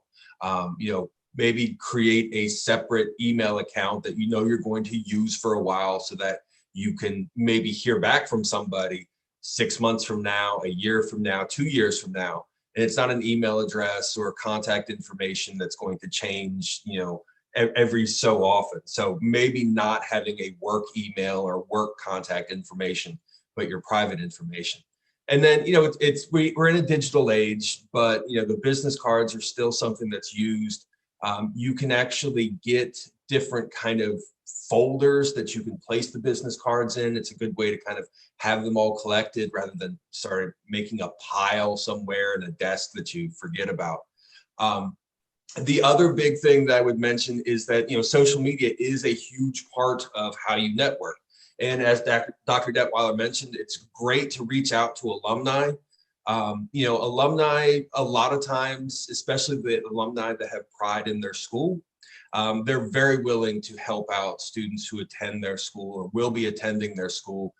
Alumni, sort of that kind of connection that we make to our universities is a big thing. I mean, you can see behind me, I've got 3 different diplomas on the wall from 3 different universities. And I have heard from different people over the years from the different universities, asking questions and just being interested. The big thing with that is, and I know it was kind of one of the questions that popped up in the Q&A about if you're a bit of an introvert, sometimes that's the best way. If you're a bit more introverted, you might not feel as comfortable, particularly when you're just starting to develop those networking skills. Maybe going up to somebody at a conference that you already kind of feel a little uncomfortable at because you're not accustomed to going to academic conferences, but using, say, LinkedIn is a great way as an introvert to maybe connect to that person. The biggest thing that I think most people, though, get kind of confused by, or when they look at networking, they do it incorrectly, is that networking is not just a one-time thing. Networking is not just one message. It's not 2 messages.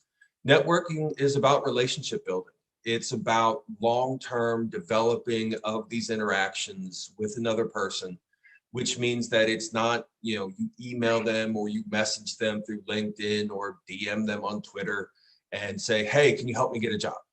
It's not this one-time message of, hey, I need your help. Most people are willing to help, but if they don't know you, they're not going to put that much time and effort into a stranger. So networking is really about connecting, and you can send off that first message and say, hey, I met you at this conference. I'd really like to hear more about what you're doing with X, Y, or Z. Hey, I looked you up and found you here on LinkedIn. You're doing this type of work. I'm really interested in that. I'd love to hear more. Hey, I'm going to be in your city, in your town, at your university. I'm going to be going to the same conference. I saw that you do X, Y, or Z. I would love to have a coffee with you. I'd love to sit and get 5 or 10 minutes just to kind of talk to you. And that's sort of the initial networking, but that's really just the first of many, many steps. It's about staying in contact. It's about keeping in touch. And there's a lot of different ways to do it. You can do something as simple as just kind of having an Excel file and keeping track of the people and how often you contact them and interact with them. You're not trying to, be a pain. You're not trying to, contact them too much. It's not this thing where you're expected to send a message every week or even every month, but it's about staying in contact. It's about maybe even following them on Twitter or LinkedIn. And when you see that they post something, just give them a like or give them a retweet or leave a comment on their post. And part of that's just to kind of stay top of mind with that individual. Because at the end of the day, and this is, to an extent, goes across cultures, cross borders, cross disciplines. As a species, we like flattery. You know, we like it when people tell us we're great. We like it when people tell us they like the work that we do. And one of the big things about networking, especially while you are trying to network with those who might be in positions above you, is to throw a little flattery in there. You know, to tell them that you really think they're doing some great work, or you're really interested in their work, or you like some of the stuff that they do on LinkedIn, or some of the stuff that they do on Twitter. And that really goes a long way, more so than maybe we'd like to believe. We'd like to believe we're not so narcissistic, but as we all know with social media is the narcissism platform. Everything we post, we hope to get the most likes and most comments and most shares and retweets. It's now part of our nature to kind of like flattery. And some of the networking that you're going to be doing is a bit of flattery, because at the end of the day, what you're really hoping for is that someone, not everyone, but someone will give you an opportunity that leads to a dream job, a dream career, an opportunity to do some research, an opportunity to get into a program or university that will then lead you to that next step. And you know what that means is that networking never stops, because you never know what opportunity might be available 5 years into your career, 20 years into your career, when you're trying to change careers. You never know. And then at the same time, how you might be able to help somebody else when they start networking with you. And it is a process that once we start, we never really stop. Networking becomes the same as eating and breathing, because you know we only have but so many connections when it comes to family and friends, and we develop more connections to get more opportunities. And this can come from alumni, this can come from professors, this can come from people you look up on social media, this can come from people you meet at conferences, this can come from people that you see working in an industry or a company where you're really interested. And the last part I will add to the end here, just so we can get to some of the questions, is that it's also a numbers game. You know, you could reach out to somebody, and it's not that they don't want to be helpful. It's not that they don't care, whether it's an alumni or a professor or somebody in the industry that you want to reach out to, especially if you do it to where your first thing that you message them is not asking for a job.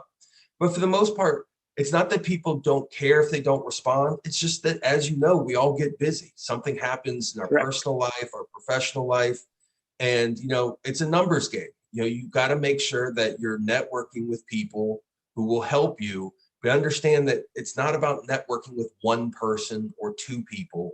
Networking is a process that we develop with multiple people across multiple industries, multiple times throughout our career and our lives. And once we look at it from that perspective, it's important to be mindful of the fact that at the end of the day, it's a process that takes some time. It's a process that we engage with multiple people. And it's something that we have to work on, develop, and get better at. And I'm sure, just to add on to what you mentioned, Andrew, it's a learning curve, okay?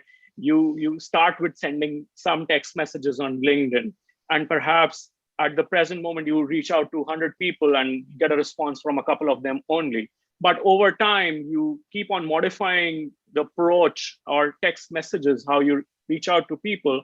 And eventually your conversion percentage, if I may so call it, it increases from perhaps a 2% to about a 5 or a 10 or a 15%. Hope that makes sense. Well, and yeah, I mean, if you think about, I mean, depending on the extent that the people watching have an understanding of marketing, 15% conversion rate is tremendous. That is a tremendous conversion rate. You know, and that's from that perspective, again, looking at like a 3 to 5%, you know, conversion rate of getting a response and getting a helpful and useful response is pretty good. I mean, and from that perspective, again, it's not something where you just message one person. And going back to the individual who said, well, I'm a bit of an introvert. It's not about messaging just one person. You've got to message enough. There's no magic number. It's not, you know, a round number like 50 or 100. You know, it could be any number. It's really about the end result than it is about playing any numbers game. Got it. I have another two-part question, both for Dr. Detweiler and for you, Andrew. Do you feel that networking is an individual action item, or do you, as educators, both of you as educators, play a pivotal role in guiding your students, guiding people that you are interacting with, in helping them network or finding avenues to network? Andrew, you first. Yes, I mean, 100%. I know that I have former students who will message me and say, hey, you know, my company's got this job or that job. Do you have any current students who might fit the bill? You know, I have current students who come to me and say, hey, I'm looking for a job in this industry or that industry. Do you know anybody that works there? You know, a lot of times your professors do have a lot more connections than you think. But what's important there, again, is that relationship building. If you're a student and you've had a professor and, you know, you never really made any connection with them, they don't really know who you are, and you go to them and you go, hey, can you help me get a job? A lot of times they're going to kind of think, I don't really know who you are. I don't know anything about you. I don't know your skill set, your capabilities. I might just ignore this email or just say, hey, I don't have anything right now. And it might not be because they don't. It's, again, you didn't network with them. You didn't connect with them. Correct. Dr. Detweiler, your two piece on this. Yeah, great point, Andrew. I mean, I can tell the story of two students. Student A, and this is real, by the way. Student A emails me out of the blue, asks me to write them a letter of recommendation to get into a program, and I don't even know them, right? Student B emails me and says, hey, I see you're working on this project. I have some resources. I have some connections. Can I connect you with so-and-so? Can I help you with this product? What can I give, you know, to you? And then this student ended up sharing some resources and co-writing an article with me that really helped on this article. And they also introduced me to some other people that were going to help me collect more research. And then sometime after, the student said, hey, would you help me out doing this way? I knew the student. I knew what they were capable of. We already had this kind of ongoing connection that had built up over time. And it really makes a difference. I'm willing to put some time into helping student B out because there was much more going on here. So, and Andrew, you hit it exactly right. If your networking is as transparent as, hey, can you help me achieve X? And that's the only reason why you want to talk to them. I'm too busy. I've got a lot of other people I got to research, or connect with and do some things with. I have no idea who you are. I'm probably going to, you know, pass this opportunity up. And it really is a great way to understand the difference between you know, how to achieve something in the long term that's going to be a better scenario and going to be authentic, as opposed to, hey, I just want to get the answer. You know, sometimes you got to do the work to get the solution. Giving someone the answer is not necessarily going to give someone what they want. And I just to reiterate yeah. something that Dr. Detweiler just said that I think is really important is I mentioned before the flattery, but as he just said, a lot of it is how do you reciprocate in that networking and that relationship building? What can you do? What can you give? What can you provide to this person that you're trying to network with? Yes, a Facebook like or a comment on a LinkedIn post is great, but what can you provide back? Can you provide opportunities and resources? Networking is relationship building. It's a two-way street. It's something where it's a give and take and both are helping. And you might not be in a position right now that you have much to offer. And if you don't, then it's the small things like, you know, interacting with them on social media. But as you start to develop in your career and as you start making connections, that's when you can reciprocate and the bond of that network becomes that much stronger. Another vital question that pops into my head is that both of you are associated with some of the prestigious universities, right? Dr. Detweiler, you're working with Northeastern, and Andrew, you're working with University of Florida. So we have a lot of, in our audience, we have a lot of aspirants who wish to pursue in the US or any other country. Okay, so You, as university associated with universities, must be receiving a lot of communication from incoming students as well as aspirants. How do you take that communication? Is it something which is frowned upon, or do you take that in a positive manner? I don't frown upon it. It is definitely one of those things. When I kind of manage my time, I will put those type of inquiries into a batch, if you will, that I might say I have time for this next week. And I try to be genuine. I'm actually one of those kind of people too. Andrew, for instance, you might be surprised about this, but there are times where there are people who I even know. They're former students of mine. They're people I've been connected to on social media, and they'll say, "Hey, I'm thinking of sending this resume out. What are your thoughts?" And there are times where I will actually take and I'll edit their resume and say, here's how it, here's how, if I was looking for a resume, I would want to look at it like this. I can't do that for everyone, but for me, it is important when a professor gives you a grade on a paper, right? I would rather have some constructive comments, some suggestions on what to do better next time, and get a B than get a paper back and there's an A on it and there's really no feedback whatsoever. I have no idea what I did right, what I did well, what I could build upon for next time. It's the same thing with networking, right? How can I do this better? What could I do to better understand the field? So don't ask the questions purely about, can you connect me with so-and-so? Ask questions. How this conference you're speaking at, if I was going to go to that conference, how could I best network? Get those kind of recommendations and those critical, constructive suggestions back from someone, not just who to talk to, but how to present yourself. If someone asks me those questions, I'm going to react to those quicker than someone who just says, "Hi, you don't know me, but please do something for me." It really is kind of one of those, you just turn it off kind of a thing. But if you ask me some really good questions, I'm going to help. Got it. Andrew, what are your thoughts on that? I think that answered it pretty well. Absolutely. I do get students who, former students, current students, to ask me to look at their resume, to look at their websites.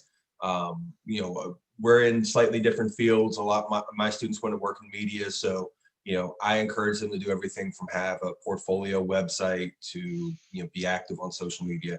And it is the students that you develop that relationship with, that when they ask you for something like that, while they're your student this following semester, the following year after they graduate. This past 2 weeks ago, I had a student who took my class almost a decade ago and said, "Hey, can you be a reference for a job I'm applying to?" And I've stayed in contact with her for this past decade over multiple jobs, talked to her about multiple different careers, working in different places here in the US. And I knew what she's been doing. I knew her capabilities. I've, had that relationship with her. And that's the thing that you're looking for. I mean, it's the same way that, you might have a mentor in school. That mentor is someone that you've developed that networking with. And you're looking to have a sort of non-academic mentor as well there in the industry. And you want your academic mentors 100%, but you want your sort of mentors who are in the industry where you want to work. And again, it's not something that just happens overnight. Got it. Absolutely true. We have a very interesting question from one of our audience members. Okay, he mentioned that it's easy for me to build that connection at the very first go, but how do I keep that alive? Okay, over time, so that ultimately, when I need that person to help me out, it shouldn't feel that there's a long gap between the last communication and I reaching out to him again. So how do I sustain that network and communication with the respective people? I just want to add, I guess, with this, that there's active and passive ways of doing this. You can stay networked with me and not like I am talking with you all the time. You know, when you know that, like if I know that Andrew's research area is X, Y, and Z, and we talked about it, or I, you know, introduced myself when he was speaking about this at a conference, and I know that this is his thing, right? I might write an article in a class that I decide to turn into a LinkedIn story that I post, and I tag him. I include him in that conversation. I say, hey, you know, at Andrew Selapak or whatever it is, if I know his you know, his Twitter handle, his LinkedIn profile, and I'm just basically saying, you know, hey, I just want to show you this. You know, you may be of interest in this kind of a thing, and it shows relevance, and that you're current. You know, that it's part of this ongoing conversation. I'm not literally saying, Andrew, talk with me right now, but I am continuing. If I saw someone tagged me in an article, I'm going to take a look at the article and I'm going to go, oh, that's from that guy I met last summer. Way to go, student, you know, kind of a thing. It's a great way of having more of a long-term connection like that, not worried about, you know, lengthy letters and emails and phone conversations and things like that. And I know another student in the conversation talked about, what about vocal issues? Like someone is, you know, not able to Introvert. talk or has, yes, introvert, but there was another similar conversation. And, you know, I think that there's other ways of getting around it. Andrew, you were talking about business cards that I had mentioned. One of the things I really appreciate is when a student takes the extra step, and on their business cards, they have a QR code to their portfolio, or a QR code, because if you tell me a lengthy email address, I'm not going to write it down. I'm not going to remember it, and I'm not going to try to type it in. You know, it's 1,000 characters long. I'm not going to type it in. But you hand me a business card with a QR code, and all I got to do is put my phone up to it, and boom, I can see that. I'm going to be intrigued, and I'm going to take a look at it. That's a great way to circumvent some of our communication barriers, and there's plenty more examples of ways to circumvent these barriers as well. Andrew, would you like to add something to that? I mean, I think it's a great idea, again, when you're trying to maintain that network, when you're trying to maintain that relationship, to be engaged with it. And there's lots of ways to do this. Another kind of great way goes back to just that simple concept of flattery. You know, you contact the person and say, hey, let's say it's an alumni. You reach out to the alumni, hey, I was thinking about taking this person's class, or I was thinking about studying this particular topic. You know, do you have any thoughts on it? You're basically saying to the person, you know so much, I don't know as much as you, please help me. But it's not, help me get a job, put your neck out there for me. It's, I want your advice, your thoughts, your knowledge. And sometimes just kind of throwing out a simple question like that, it's a bit of a softball question. People will respond because, again, you're kind of going back to them and you're saying, you know, please help me. And again, as kind of a species, we like to help others, especially when there's not a big cost outlay for us in terms of time and effort, but to give you some advice on a class or an instructor or a particular company without me having to do anything else, yeah, I'm more likely to do that than anything that requires more time and effort on my part. Networking, actually, a lot of students might here be interested in knowing this. Networking is very pivotal when it comes to career services also, right? Landing up a job, okay? Andrew, how does your institution, University of Florida, is supporting students either through providing them certain channels for landing up a job, or perhaps an alumni network? So if you can actually throw some light how University of Florida is doing that. Well, I won't just say University of Florida, but sort of universities as a whole. I think it's one of those things that universities understand that it's important for their graduates to get jobs. You know, if you're any university and your graduates are not getting jobs, it doesn't show a very successful kind of program. Correct. So universities are very interested in making sure their graduates are getting jobs, and they a lot of times will do surveys of graduating students to find out what percentage already have a job. or what percentage have an internship. So it is something that's very important to schools. So I think in general, it could be something, I think I could speak about it sort of from a general perspective. One is that they'll have a career resource center. Now, to the size and scope of the career resource center, it's going to probably be based on the size and scope of the university. I'm at a particularly large university with about 53,000 students. So we have a particularly big career resource center. And with that, it means that you can go there and they have information on jobs, how to write a resume, how to dress for an interview, great resources there. There'll be LinkedIn pages for alumni where you can kind of join them, and, you know, alumni are, you know, answering questions and you know, kind of talking about things. A lot of cities here in the US, this is, I guess, maybe a little bit more UF specific. Cities here in the US have alumni groups for the university. So I'm located in North Florida, but I could go to New York, Chicago, LA, Seattle, and there'll be a University of Florida alumni group that gets together, and it might be to watch, you know, American football games or basketball, baseball games, but, you know, you can go and you can meet alumni that way.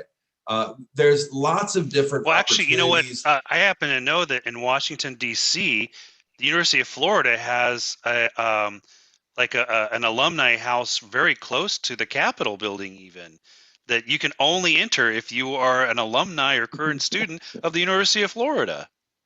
So the University of Virginia has that as well. It's having grown up outside of DC. You know, it is one of those things that there are lots of ways to do that. And it's, again, that gets into a little bit more of like the non-official university things. But universities do, you know, that because they're keeping track of the percentage of their graduates, the recent graduates are getting jobs and internships. You know, they have career resource centers. They have advising offices where you can go and talk to the advisors, and maybe they can get you in touch with specific people. But the career resource centers at the universities, you know, are very valuable, even for something as basic as getting help with your resume.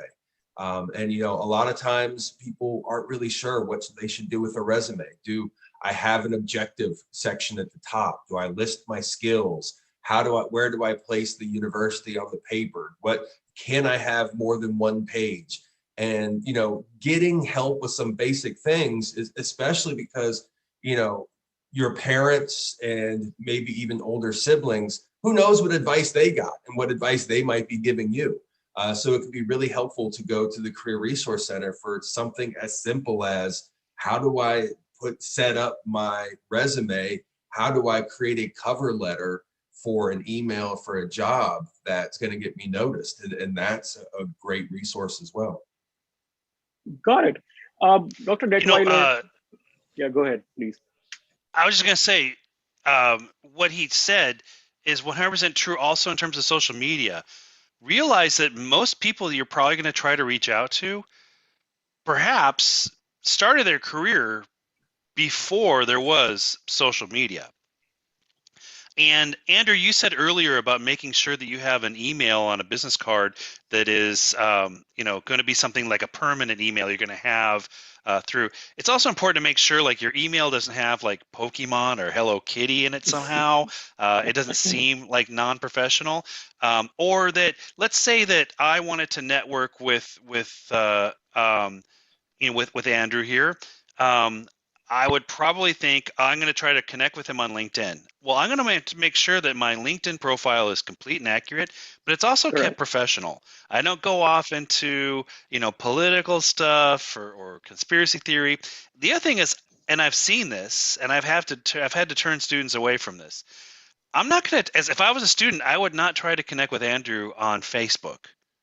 Right? I don't want him to see my personal life. I want him to only know me in terms of my professional abilities. I don't want him to see this other side. Just like if I'm going to go to a conference and I want to meet up with Andrew, I'm not going to show up in inappropriate attire And I want to leave a lasting impression. That first impression is important, even with social media, even with letters, resumes, cover letters as well. And that one of the things that I think we struggle with at universities is so many students come, they think they don't have to go to these workshops or classes about how to properly use social media. And it's not like social media when you were younger, right? You're really learning about how to interact with social media with people who they did not grow up with social media. They look at social media from a much more professional perspective and are not going to be responsive to people who don't come across as being mature or serious or professionally confident via social media. Got it. Absolutely. Again, thank you so much for emphasizing, Dr. Detweiler and Andrew, on the importance of networking. It was a wonderful conversation that I'm sure all of our audience, including me, enjoyed thoroughly. Thank you so much. Let me share my screen and quickly announce a giveaway for our audience. So iSchoolConnect is, again, for the importance of networking, as well as we are providing all of our audience a free counseling session where you can actually ask us details about either networking, jobs, how you can actually reach out to probably universities, professors, all that stuff. All you have to do is go to that link below, which is bit.ly/ISC_fest_feedback_day_3. And that actually brings me to an end to a 3-day amazing a workshop marathon for all study abroad aspirants. And thank you again, Dr. Detweiler, for joining us today for this concluding yet really informative session. Thank you so much, Andrew, again, for giving your perspective and showing us the importance of networking and how actually students can actually benefit from all the activities, all the things that you mentioned that they should actually do in order to network effectively. Hoping to see you in several more sessions, Dr. Detweiler and Andrew, in the future. And you both have a good day. Thank you so much to our audience as well for joining us on this Study Abroad, iSchoolConnect Study Abroad Fest. We really loved the audience. We really loved the participation from all of you. And we look forward to having you in several more such fests in the coming days. Thank you so much for joining. All of you have a good, wonderful day. And stay safe, stay healthy. Thank you so much.